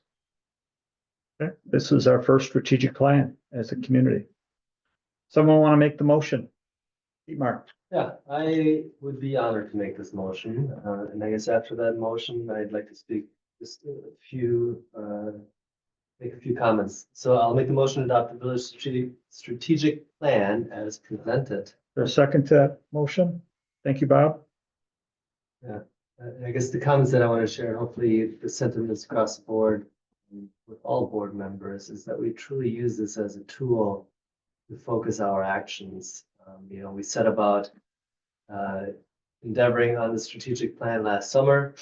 I found it to be a rigorous process, and certainly this is not to land in some drawer and then forget about it. This should focus not only this board, but any future board and future board makeup as to what in the current and now, and also in the future, are the important things to value and to continue to whittle away at, short of chasing, again, butterflies or chasing down rabbit holes that we just get lost in. So this should always be the guiding light and principle as to why we operate and make decisions the way we do. Thanks for that, Mark. Mark? Yeah, I just point out to the board, as you probably all saw as you read through the plan, that it is incomplete in many respects, especially with regard to implementation steps. You'll find on that page many blanks yet to be filled in. So we just have to recognize that although we're proving this as if it was a final product, it's not. Okay, that's one thing. The second thing is, as I mentioned earlier, we will be doing a financial management plan. My expectation is the financial management plan will have to be consistent with this plan. And that may mean that this plan, the strategic plan, needs to be changed in order to be compatible with what our financial plan is. So the bottom line is this is a work in process, both in terms of changes that we need to make to fill in the blanks, as well as changes I anticipate once the financial management plan becomes clear. So the question is, do we approve this now, knowing those things need to be done? Do we defer approval until we actually can fill in those blanks and until we know what the financial management plan is? So I just want to make sure we all understand that if we improve it tonight, it's as a work in process. And as Dietmar says, it's not something to go on the shelf. In fact, it can't go on the shelf. It's got actual targets for 2025 that are not, it says, you know, something is supposed to be accomplished in 2025, but it's blank as to what that something is. So that needs to be worked on. So if we approve it tonight, we will have to figure out the process by which all those blanks got completed. And then once that's done, we know that we still have to take another stab at it later this year, once the financial plan comes into focus and we note the inconsistencies or the places where there are just gaps between the two. And I believe the intent of the plan is that we are formally adopting those metrics by which we discussed in the retreat meeting, what we would like to see, set about seeing begin to be accomplished within the village. Some of those metrics are still to be determined, but it's a living document. So it is getting updated as time goes on and as changes in focus and priorities are developed over the coming couple of years. So it is a living document. It has some ebbs and flows, some modifications that we can make as we go. But this at least initiates the process tonight with that formal adoption of what we have put together. And to change the document just requires a single vote of the board. It's not like the comprehensive plan or other planning documents that have to be reviewed multiple times and approved and changes approved by the board before they go into effect. This is just a internal document to us and we could That's change my it understanding. at any time. Correct. So And we'll coordinate on this. I mean, I could anticipate that on the board agenda, there might be, you know, at every meeting, there'll be an opportunity to talk about where we're at on these goals and these objectives. So that's going to be very important for the public as well. Okay, we have a motion. Any further discussion? Ready to vote? All those in favor of adopting the village strategic plan as presented, please say aye or raise your hand. That motion carries our first strategic plan in the village. Thank you very much for that. Village board meeting dates, item 7D. There's a memo that Shabna pulled together that more or less formalizes how we've been operating the last year or two with regular meetings on the third Tuesday of each month. Brian, you're asking, need board direction if we want to go through 3 readings for an ordinance change for this item? We're just waiting until the communities are reviewed. So what's your thought there? I think plan was that we were going to start having the committees as part of the strategic plan, look at some of the different chapters and start making recommendations for formal changes throughout. And we certainly can go forward with this, but that might also necessitate bringing back the full chapter for a second review by the board on top of the change tonight. Okay, it's just 2 different ways of going about doing it. Yeah, and it sounds like one. So what you're saying is we could table it for now? The board meetings for this calendar year Are set. have all been set. So we know what our dates are. They're all in compliance with any exceptions that have been noted with the third Tuesday of each month. So the sense of urgency is only to address within the chapter that is posted online of the formal ordinance right now. Okay. So there could be some efficiencies. Have we talked to Shabnam about this at all? No, I have not had a chance to speak with Shabnam specifically. Mark? yeah, I mean, my gut is that we should defer on this for a variety of reasons. One, there are a whole bunch of changes that Funkhauser proposed to us and actually provided us a draft of a markup of chapters 1 and 2. We have taken the issue of the policy committees off the table, so that's no longer an obstacle to moving forward. So I think we ought to go back and look at those Funkhauser suggested changes. Also, Shabnam wrote a memo earlier to the board, which we've discussed about committee changes, a whole variety of things that she wanted to see with respect to committee organization. I just think all those things ought to be sort of brought together and we go through this process one time. I do think if we go that route, it does leave the question of what is the process by which we do this? Because there are a whole lot of things that Funkhauser raised. Every committee chair, that is to say us, we trustees, in chapter 2, it specifies what the role of the committees are, each individual committees.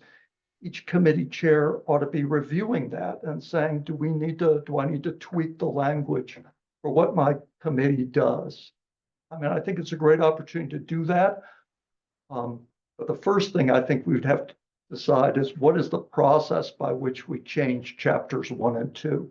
I mean, is it something that's on the board and we are all going to come to the board with our edits, suggested edits to 1 and 2, and literally have a working session where we're just going through the chapters 1 and 2 line by line? Is it something we delegate to Brian, to the staff to create a draft? And then we work from that. Do we assign it to a committee? I mean, it's a complicated process and we just need to figure out how we want to go through it if we decide to try to consolidate all these proposed changes into a single edit of chapters 1 and 2. Food for thought. It's always a good idea to update your ordinances. I'm not saying we have to follow the Funkhauser model. So we can talk about it with staff. We can talk about it as part of the strategic plan. And then we come up with a process and we'll put that in place. And we'll be, very, very clear with the residents on why we're doing something. So I'll volunteer to do chapter 21. does that mean there's only 20 chapters, Bob? Or just the noise, right? Just the noise. All right, so we don't have a motion. We've got a motion to defer. Is that a motion, Mark? Yeah, I would. I don't think we even need a motion for that. My suggestion, Just a motion is just to table this. Yeah. And we should think through and put it as a future agenda item. Yeah. How do we go about the process of Yeah. changing, of updating chapters 1 and 2? All right. What is that process? And Yeah. then we can go from there. That is my suggestion. So we can talk about that further. Okay. Each member will have an opportunity to kind of contribute to that process, including Shabnam, and come up with something that hopefully will be less than us showing up on a Saturday to wordsmith, all the chapter stuff. Try to avoid that if we can. So are you okay with me saying that the board consensus is to defer this item to a later date? Yes. Okay. Thanks for that. Discussion of possible action, village communication plan and ad hoc communications committee. I'll touch I base. think we skipped. Oh, did we skip? Oh, shoot, town hall, sorry. 7C7. Next village town hall date topics. Well, the reason I jumped ahead to that was one of the topics we're going to talk about is communications. But did you want to speak to that first, Brian? That's town fine, or hall? You can motion to move number 8 ahead of it if you'd like. Whichever. Yeah, let's do that. All right. So we'll go with what I. Are we changing the order of the agenda or? Yeah, does that work for you, Julie? So Yeah. deal with item 7C8 before item C7. Okay. Does that work for you? Yeah. Let's do that. Again, discussion possible action, village communications plan and ad hoc communications. Committee, I'm gonna talk about the appointments, but the key thing I wanted to propose was the creation of a communications ad hoc committee with Shabnam and Kate serving as co-chair. So if you look at Kate's background and passion and experience in this area, we certainly heard it at the candidate forum a few weeks ago, and making sure we're very clear, very specific about what the village is doing, and reaching as many residents as we can multiple times, I think is a goal that we all share. So this committee will play a key role in guiding the implementation of the village's communication plan, helping us foster transparency, inclusivity, and meaningful two-way dialogue with residents. My hope is that this ad hoc effort will eventually become a standing committee.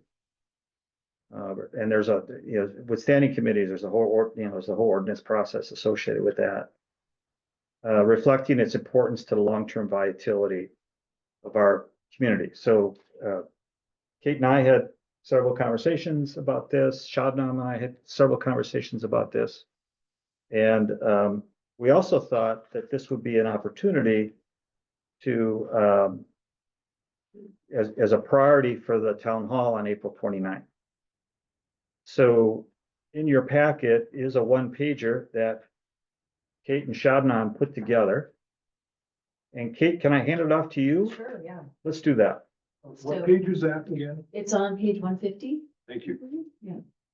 I think big picture, what we're trying to do here is really do a deep dive into how do we currently communicate with residents, and is that meeting certain criteria we need for the village. And so what I laid out here is that it needed to tick off certain things.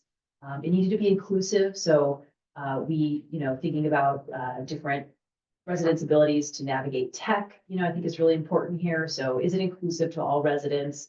Is it comprehensive? Can residents actually access all the information that they need? Is there consistency? So can residents depend on, something like the village bulletin, right, that comes out monthly? That's a steady drumbeat of, communications, but we do have a lot of one-off things that are sent. So do residents really understand what to anticipate and when? That kind of leads into frequent, are we actually communicating frequently with residents?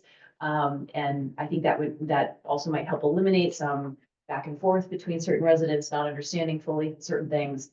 And then finally, is it super clear? Are we communicating in a very clear, short manner?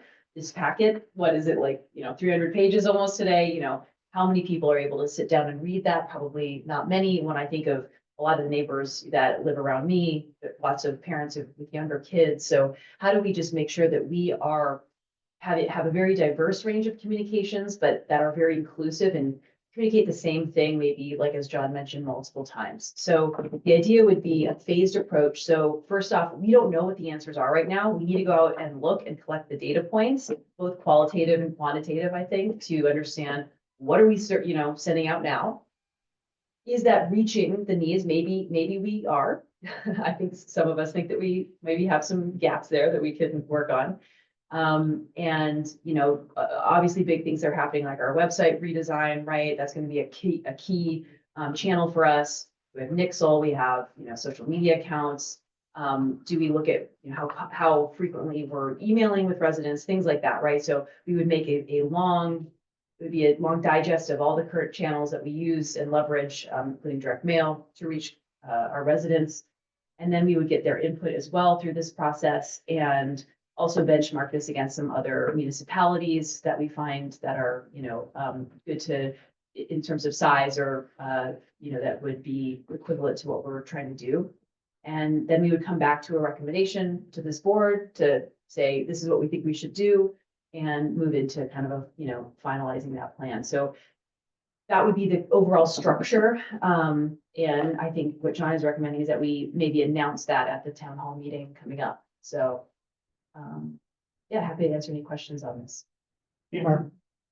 Kate, as you and John and Shadnam have discussed this, which I think it's a great idea, so by no means am I not in support of what's in front of us.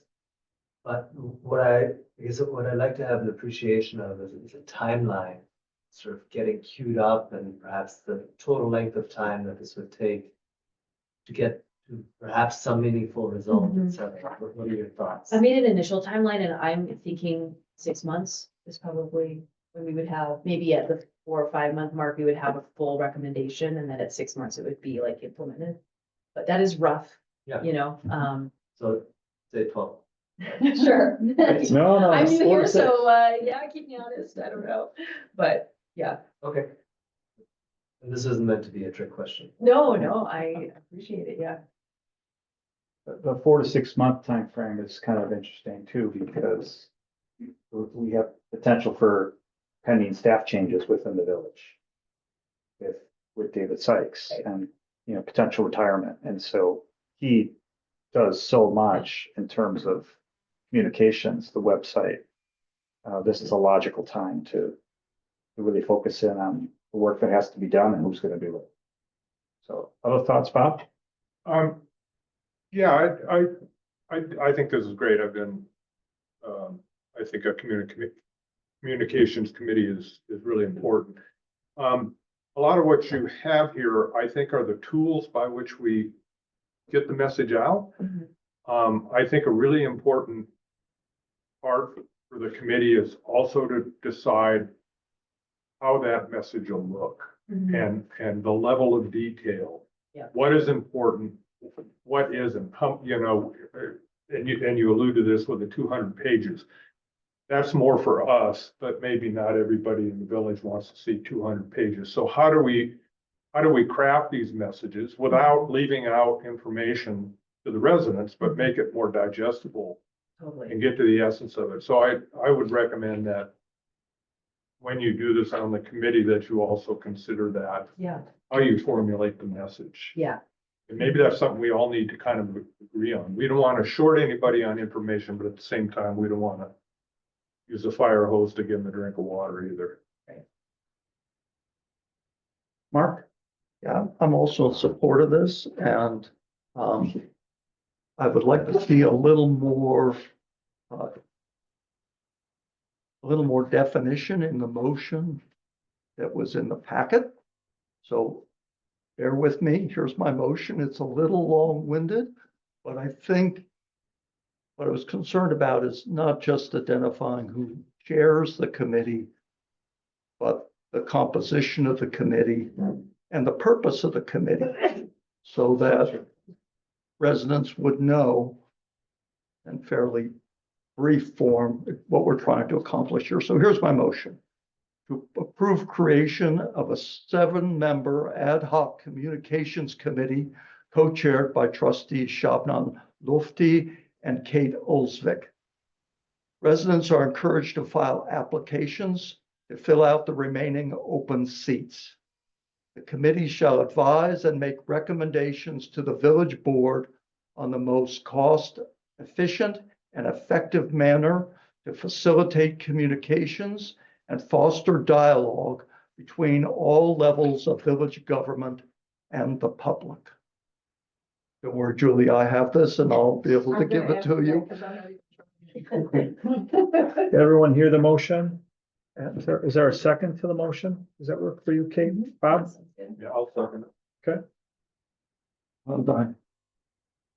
Since you're co-chairing this thing, you ought to be able to see it in black and no, white, thank you, but sounded good. it was my attempt to try to summarize. Because when this becomes a permanent committee, then we will certainly have to do at that point to say what the purpose of the committee is, what we're trying to accomplish. Fairly brief manner. Anyway, that's my attempt. Mark, thanks for doing that. Any further discussion? Ready to vote on the motion? Should I ask Mark to repeat what he just, no, I'm just kidding. All those in favor, please say aye. Did you cut off the middle sentence, Mark, or did I just not hear about residents are encouraged to file? No, he said that. I read that. Yeah. I read the whole thing. Yeah. I didn't leave anything out. Ready to vote? All those in favor, please say aye, raise your hand. That motion carries.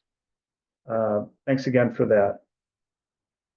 Back now to 7C7, and I just want to do a time check. It's 9:04. We have a closed session yet tonight. For staff, for all of us, we want to try to get done by 10 o'clock. So just be mindful of that. Next Village Hall Town Hall date and topics. Obviously, this is going to be one of the topics. I can dial in, but I will not be in person. I just wanted each of that. Okay. Yeah. All right. And then we'll communicate with Shabnam. Yeah. On that I as well. think she might be, I'm not sure. I didn't Yeah. ask her, so. So that was definitely one of the topics that we wanted to speak to. Are there other topics that folks feel that are must-haves for this town hall on April 29th? Carol? Do we want to talk a little bit about the strategic plan? Absolutely. I mean, and that might be enough right there. I don't know, Brian, what's your thought? Um, I mean, strategic plan and communications might be enough. It might be, I mean, I think is, well, first of all, my interest is gonna be in listening. And collaborating, with the residents. We'll set up the structure on this. But we really want it to be more of a listening session. But it is an opportunity for us to speak to various issues and how they relate to the communications plan, how they relate to the strategic plan. So I think some of those things are gonna find their way to weave in to the discussion, but that should be more than enough. And what is the time frame we set for this? Is it a 2 hour? 7 PM. I didn't have a hard stop date or stop time. I think we went till everybody was exhausted before, Yeah, left it open-ended. yeah, I mean, sometimes it's good to say, we're gonna try to do this to 2 hours, but we'll stay here as long as folks wanna talk. I mean, that's another way to do it. So that people don't feel shorted. We get to 9 o'clock and say, see ya. And so that's not my intent. I don't think that's the board's intent at all, Bob. Well, I would agree keeping it just to a couple topics. I think we heard from the residents saying that having no topic was probably not ideal because people didn't know what was going to be discussed, but trying to put too many, Yeah. then you feel like you have to discuss them all. Right. And so maybe Right. enough just to prime the pump and Yeah. get discussion. Mark? And we might also want to just let the residents know that some of the topics of interest to them, like the facilities study, where we are in that, because we're not in a position now to give them a lot of information, additional information. We are waiting the results. Right. So I think it'd be helpful to tell them what, as much as what the topics are, what the topics are not, and why they're not on the agenda. Governance is one. Facilities study is another, so people don't come to this meeting in expectation that we're going to be able to provide information on this subject. What we're saying to them is, no, that's still another 60 or 90 days. That'll be a subsequent town hall meeting, but we still have some work to do before we get there. Sure. So the last town hall meeting that we had, we just came and said, what do you want to talk about? And people didn't like that. Some people didn't like that. And now we've teed up two topics that could take up the whole time, two very big topics. So I don't know how we can strike a balance there between people coming and thinking, I really want to know about facilities, or, who knows what might be a burning issue for any one person. So I don't know how to strike the balance to say we have these topics, but we also need to save some time. Yeah. And come prepared with all the hot button, at least a little bit to say about all the hot things. The great thing about it's not so structured where, at the beginning, we have a public comment period, 3 minutes. And we don't hold people, people usually don't talk more than 3 minutes, but to have that open flow, I think with the board and having the staff available, if someone brought up the facilities thing, I would answer where we're at in the process and talk about phase 1. And if the board agrees to phase 1, then we'll look at a phase 2, but we're going to be very transparent about that decision making. That goes for any topic that comes up. People may ask about McKenna Park. Well, we're here to answer questions where we are in the process. We may not be able to provide conclusions that Mark raised, but we can let people know this is where we're at in the process, and we encourage you to review the information that's available, to weigh in, to send an email, to provide your comments so that we can make good decisions going forward. Bob? I think what you just said would be a good maybe a few less words, but a good preface That's hard for me. it's okay. Would be a good preface to announce the town hall, that That's this what I was is, gonna this say, is the forum. Have these couple of topics we're prepared to talk about, but rest assured, you can talk about anything you want, and we'll do our best to answer questions. Yeah, I think a strong intro from you, John, of just like a couple beats, because it kind of might cover off on some of their questions. And you Yeah. can just, we can focus on the two things we want to and Right. still Well- keep it open. Well, why don't we coordinate on that with Brian, Sure. and we'll be ready to go on the 29th. We'll make sure the board has that plan before the meeting. Okay? All right, so we don't need a motion or anything on this. Do we Date- want, do we want to make a motion to set the date or not? Yeah, do we need that? It says here we do, so we should probably do There that. was a question about how we were gonna send out notifications in Brian's memo. Well, that's It's right. Kind of, because this is a budget, it's also a budget issue because we, not our budget is extremely tight. Yeah. And so Brian, you have it in your memo. I don't have it open in front of me. And authorized cost to mail postcard notifications. Because if we use the money for the postcard notifications. Yeah. Basically, there's no more board operating budget for the rest of the year. Okay. So if we do future town halls. Or other we just need to consider, And we did do postcards though for the first one, we did. so. What was the cost associated with that? It's a little over $600. 600, yeah, for the whole village every. Okay, so it's $1 a household essentially. But we just need to know how, for sure that this is the date and. Do we need to, are you gonna authorize the use of the rest of basically the budget, the board budget for this? Or are we going to just stick with electronic communication? Well, that means no beer party in July. So the board only has a No, I'm just kidding. $1,200 budget? Yeah, Yeah, for operating expenses, because they don't really. Got it. yeah, $100 a month. That's how it's budgeted. Bob? It might be informative, at the town hall, maybe when everybody's here to ask them how they heard about it. Mhm. Because if we're sending out 628 and 2/3 of the people heard about it from their neighbor, not from the postcard, then maybe we don't need that expense. Mark? Why don't we just, like we do when we vote, we put flags out there on Shorewood Boulevard. People realize as they come in and out of the village, oh yeah, something's going on. Town hall tonight. Just Right. put a sign out there that, Gotta buy those too, Mark. We don't have those. I'm not saying that. Just get a piece of cardboard and write on it, town hall meeting, and this is the date, and stick it out there when everybody drives in and drives out. I don't know that it needs much more than that, but I think this is important enough that if we did postcards before, we should do postcards again. And then, So I think we should be consistent. Right, with and this, then- But I like Bob's idea, we should hold a room. maybe. that's right, Yeah. that's right. Kind of see. and let's do it that way. And, Do we want to do the Brian's motion or are we just gonna do a consensus? yeah, Kate, do you have that motion in front of you? Let's see here.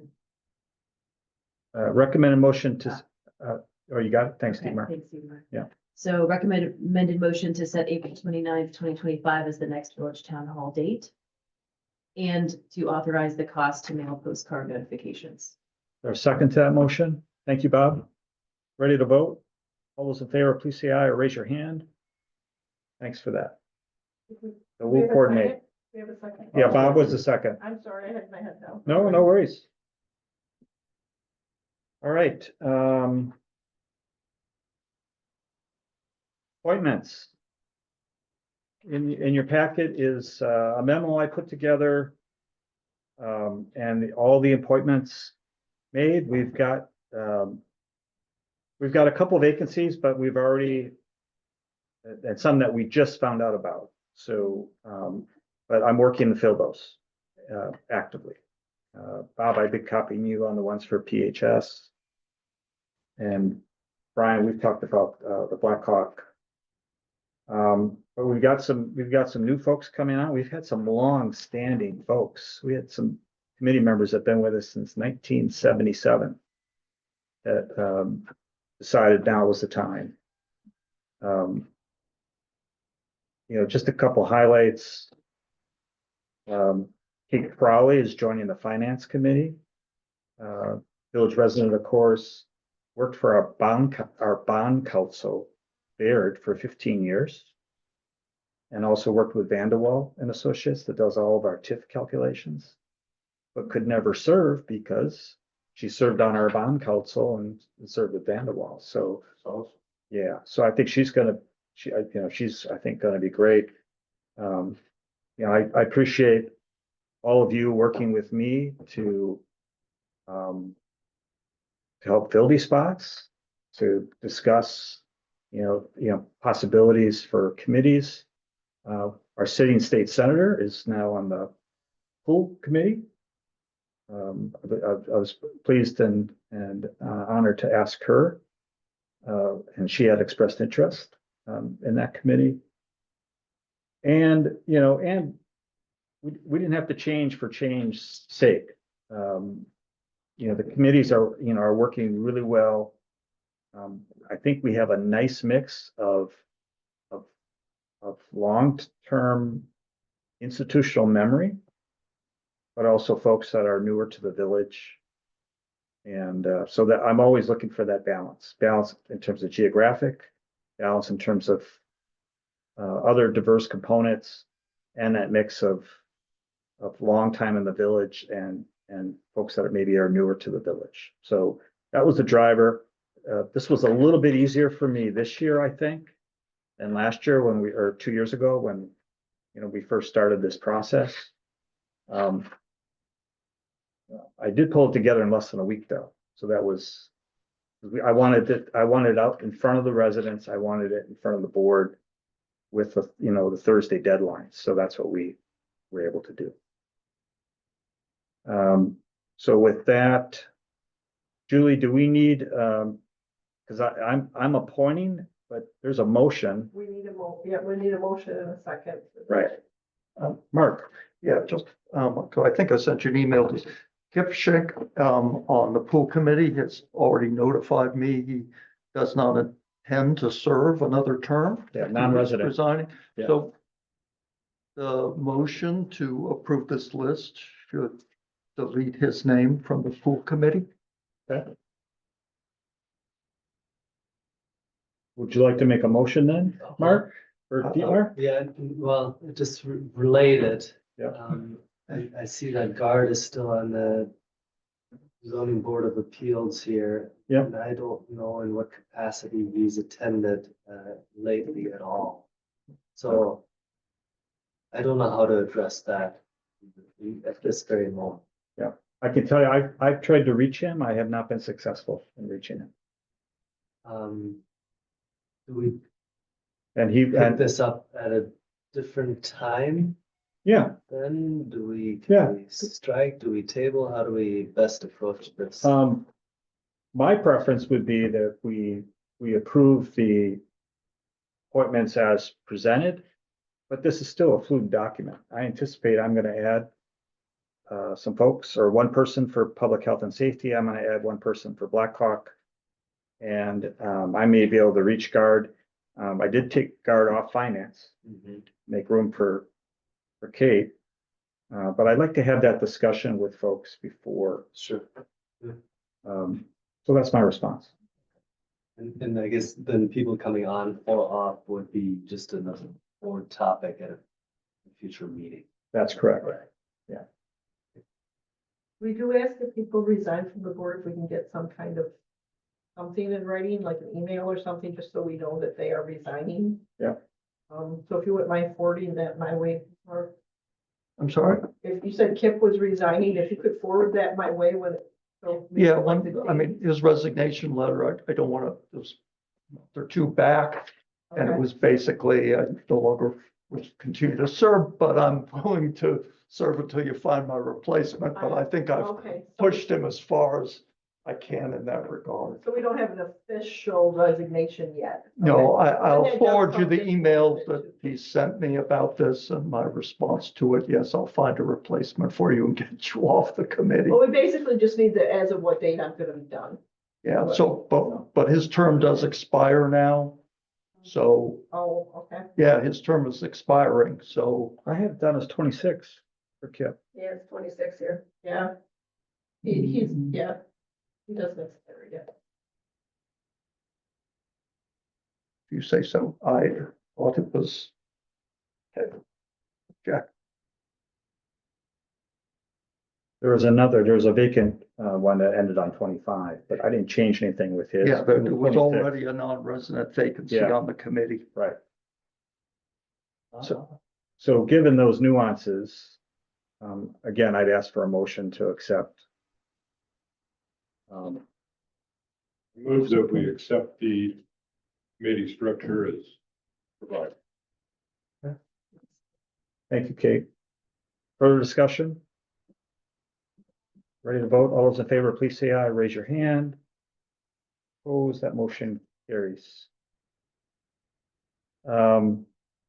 Reports of officials and committees. I don't have anything more.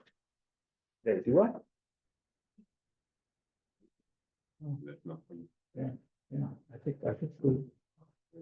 good discussion so far and appreciate the residents being here tonight. Brian, your monthly report is in the packet. Was there anything else you wanted to speak to? I did want to let everyone know that the dates surrounding the Madison Metro Sewer District project as it impacts Shorewood Boulevard has been pushed back to the Monday, April 28th. Marshall Court will have what they anticipate to be maybe a week's long intermittent interruption beginning next week, Monday, the 21st. Good for mine. The chief's monthly report was in the packet. Brian, is the police department fully staffed now with the job offer just extended? The police department is fully staffed right now. Right. I didn't want to let the moment pass because Thank you for bringing that up. Yes. it's been a struggle, I Very know. important note. Yeah, I appreciate reading the chief's memo. Lots of good detail there, lots of good storytelling. We've got drones now, which is kind of exciting. I think, any other committee reports? Dietmar? Yes, I would like, Carol and I, as co-captains, would like to take the opportunity that hopefully by the May board meeting, we would have a recommendation for a master plan of McKenna Park in front of you guys. Don't want to say that we took a bit of a detour, which we certainly didn't, but we hit a roadblock and just needed to account for one more meeting above and beyond what was anticipated. That meeting will be had next week, and we'll see what the recommendations are as it comes forth from that committee. Carol, anything else that you'd like to add? Yeah, I forget if I said this, if this happened in time for the last board meeting, but we have had return contact with 2 different Native nations now who are interested in engaging with us on the plan. So that will keep moving independently of the acceptance of the master plan. And we're looking at some grant funding. Application within the next 2 weeks. Deadline is May 1st, I seem to remember. Yep. Mark? Oh, well, Carol, what would be the next step, assuming the board approves the master plan? Where does it go from there? It'll be just a big, After that, I mean, after that. I think already, since we are applying for money, grant money, the plan is already going to be used to pinpoint what we're gonna apply money for. So I think because we have a corp and because we have this master plan, this opens up the possibility of extramural funding, and who knows what all it will. And when that funding is raised, what's the process by which it's actually earmarked and spent? Is that come back to the board with, well, we've raised X thousand dollars and now we want to do X, we want to do landscaping, we want to move the path. I mean, how do you see that sort of rolling out? Is there going to be a real, if you will, sort of a detailed plan, or you're going to just raise the money and then incrementally sort of spend it on projects within the park, or what are your? Yeah, I have to say that when the chance to write the grant came up, that was exactly my question. How do we know where to jump first? So for Brian, how, this seems like part of the art of being a village administrator, knowing how these grants go, how the match goes, and there's a match. So, I think to answer that question, I think we'll have a little bit more clarity once we know the outcome of whether or not we might qualify for any grants. I think if we do get awarded a grant, I think that will help dictate what pieces of the McKenna master plan perhaps get addressed first. We'll have matching funds to make those modifications or additions already provided by the state. That will supplement what has been set aside in the CIP for next year, the capital improvement plan. So I think that will help us to determine some of the order in which we attack how we want to address the plan. With that being said, one of the components that I was doing a little bit of research on today for one of the grants was the permitting process behind some of the proposed improvements. So as I learn more about that, I think we'll know what the timelines are behind that process. I think that will help also determine if it's something that can be addressed first, or is there a somewhat of an expected delay before we receive proper permissions from the state to even begin the process of making some of those enhancements. So this is a little bit new to me from that standpoint. And I think whether we do get awarded a grant will really help provide that focal point. My only concern is that some residents have approached me and concerned that, well, that's the plan, and then we're just going to spend and implement that plan. And they don't appreciate that there is a process for how those funds get allocated and what they get allocated to. And I think that's for those residents who are apprehensive that that plan wasn't exactly the plan that they wanted. They wanted something different, that there is going to be an opportunity as the funds are raised and the actual spending occurs to talk about that, to influence that process. So they shouldn't feel like it's a fait accompli is what I'm saying. And some do. I think ultimately all decisions pertaining to the master plan will have to come through the board for any action. And the residents will have their input on that process. And I think that's just a matter of reassuring them, and you might hear that at the town hall meeting as well. Did you have a question? I was just gonna say, but at the same time, the grants sometimes direct you, right? I mean, you're gonna have to make some decisions what to do first based on what the grant opportunity. Hey, Shabnam. Yeah, in some respects, if you receive a grant that's targeted towards a waterfront improvement, then and you have to use that money in order to qualify by a certain date, that might move that one up the list for being addressed first. Are these grants pretty general in their scope, I guess, or Usually, is there a fair amount of flexibility?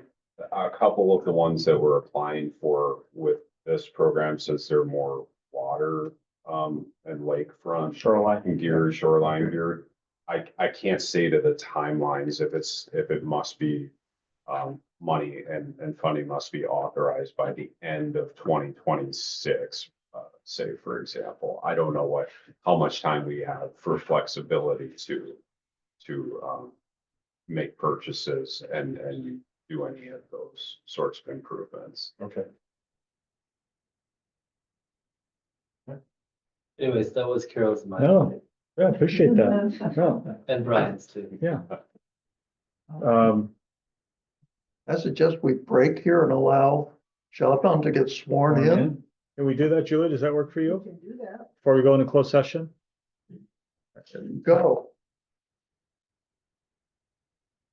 I, Shabnam Lutfi, having been duly elected to the office of village trustee in and for the village of Shorewood Hills in Dane County, do solemnly swear that I will support the Constitution of the United States and the Constitution of the state of Wisconsin, and will faithfully and impartially discharge the duties of village trustee to the best of my ability. You're here. Thank you. Sign there. All right, there were no other committee reports? Updates? Excellent. Yeah, I Okay. think that's gotta go to Julie. So, we're gonna go into closed session. I'm gonna read this, That's for and you. then we'll need a roll call on that. Closed session, please take note that the board may meet in closed session pursuant to section 19.85(1)(e) of the Wisconsin statutes to conduct business where competitive or bargaining reasons require a closed session. And this is regarding the selection of a village attorney and legal services. Dietmar, Yeah, I'll make a motion to go into closed session as you just read, taking with us Brian Mooney and Julie Fitzgerald. you're a second to that motion. Thank you, Bob. Thanks, Sam. Have a good evening. Julie, you ready to do the roll call? Oh, you're sweet. We can do it. No big whoop. Carol Barber. Mark Suter, Yes. Paul, Yes. Mark Lederer. Yes. Shabnam Lutfi, Yes. and Kate Elsbeth, Yes. and President Knight. Yes. Okay. We are now going into closed session. Please give me a moment. We are planning on coming back into open session, so the Facebook will be started again at that time.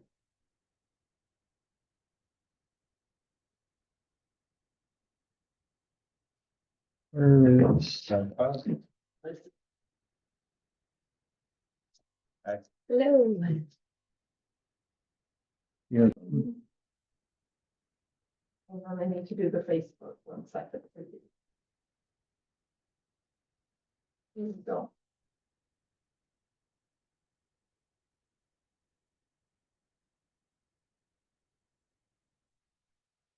I'll start off.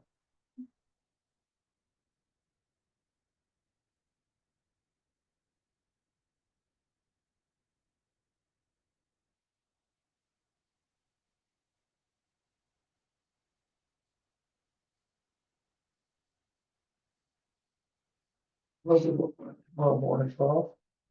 Before and seven. Sunny, suits me fine. You I'll be there. We are here in the next 2 hours. Be out of here in 3 minutes. Okay. 4 minutes. Okay, we're back on Facebook Live, returning to open session. Thanks for that, Julie. Welcome back. It is 9:52. 9:52, the Village of Shorewood Hills Board of Trustees has returned from closed session where we discussed competitive or bargaining reasons with respect to selection of a village attorney and legal services for the village. Shabnam, did you want to speak to the board's action coming out of the closed session? Sure. So after reviewing the closed session materials regarding several outstanding law firms, I motion to authorize the village administrator to negotiate contract terms with Axley Law Firm. Is there a second to that motion? Thank you, Bob. Further discussion? All those in favor of the motion, please say aye or raise your hand. That motion carries. Okay. And then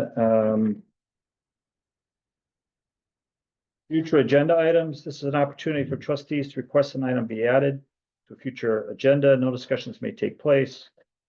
On any requested items at this time, and trustees should not make lengthy statements on the request. Are there any future agenda items?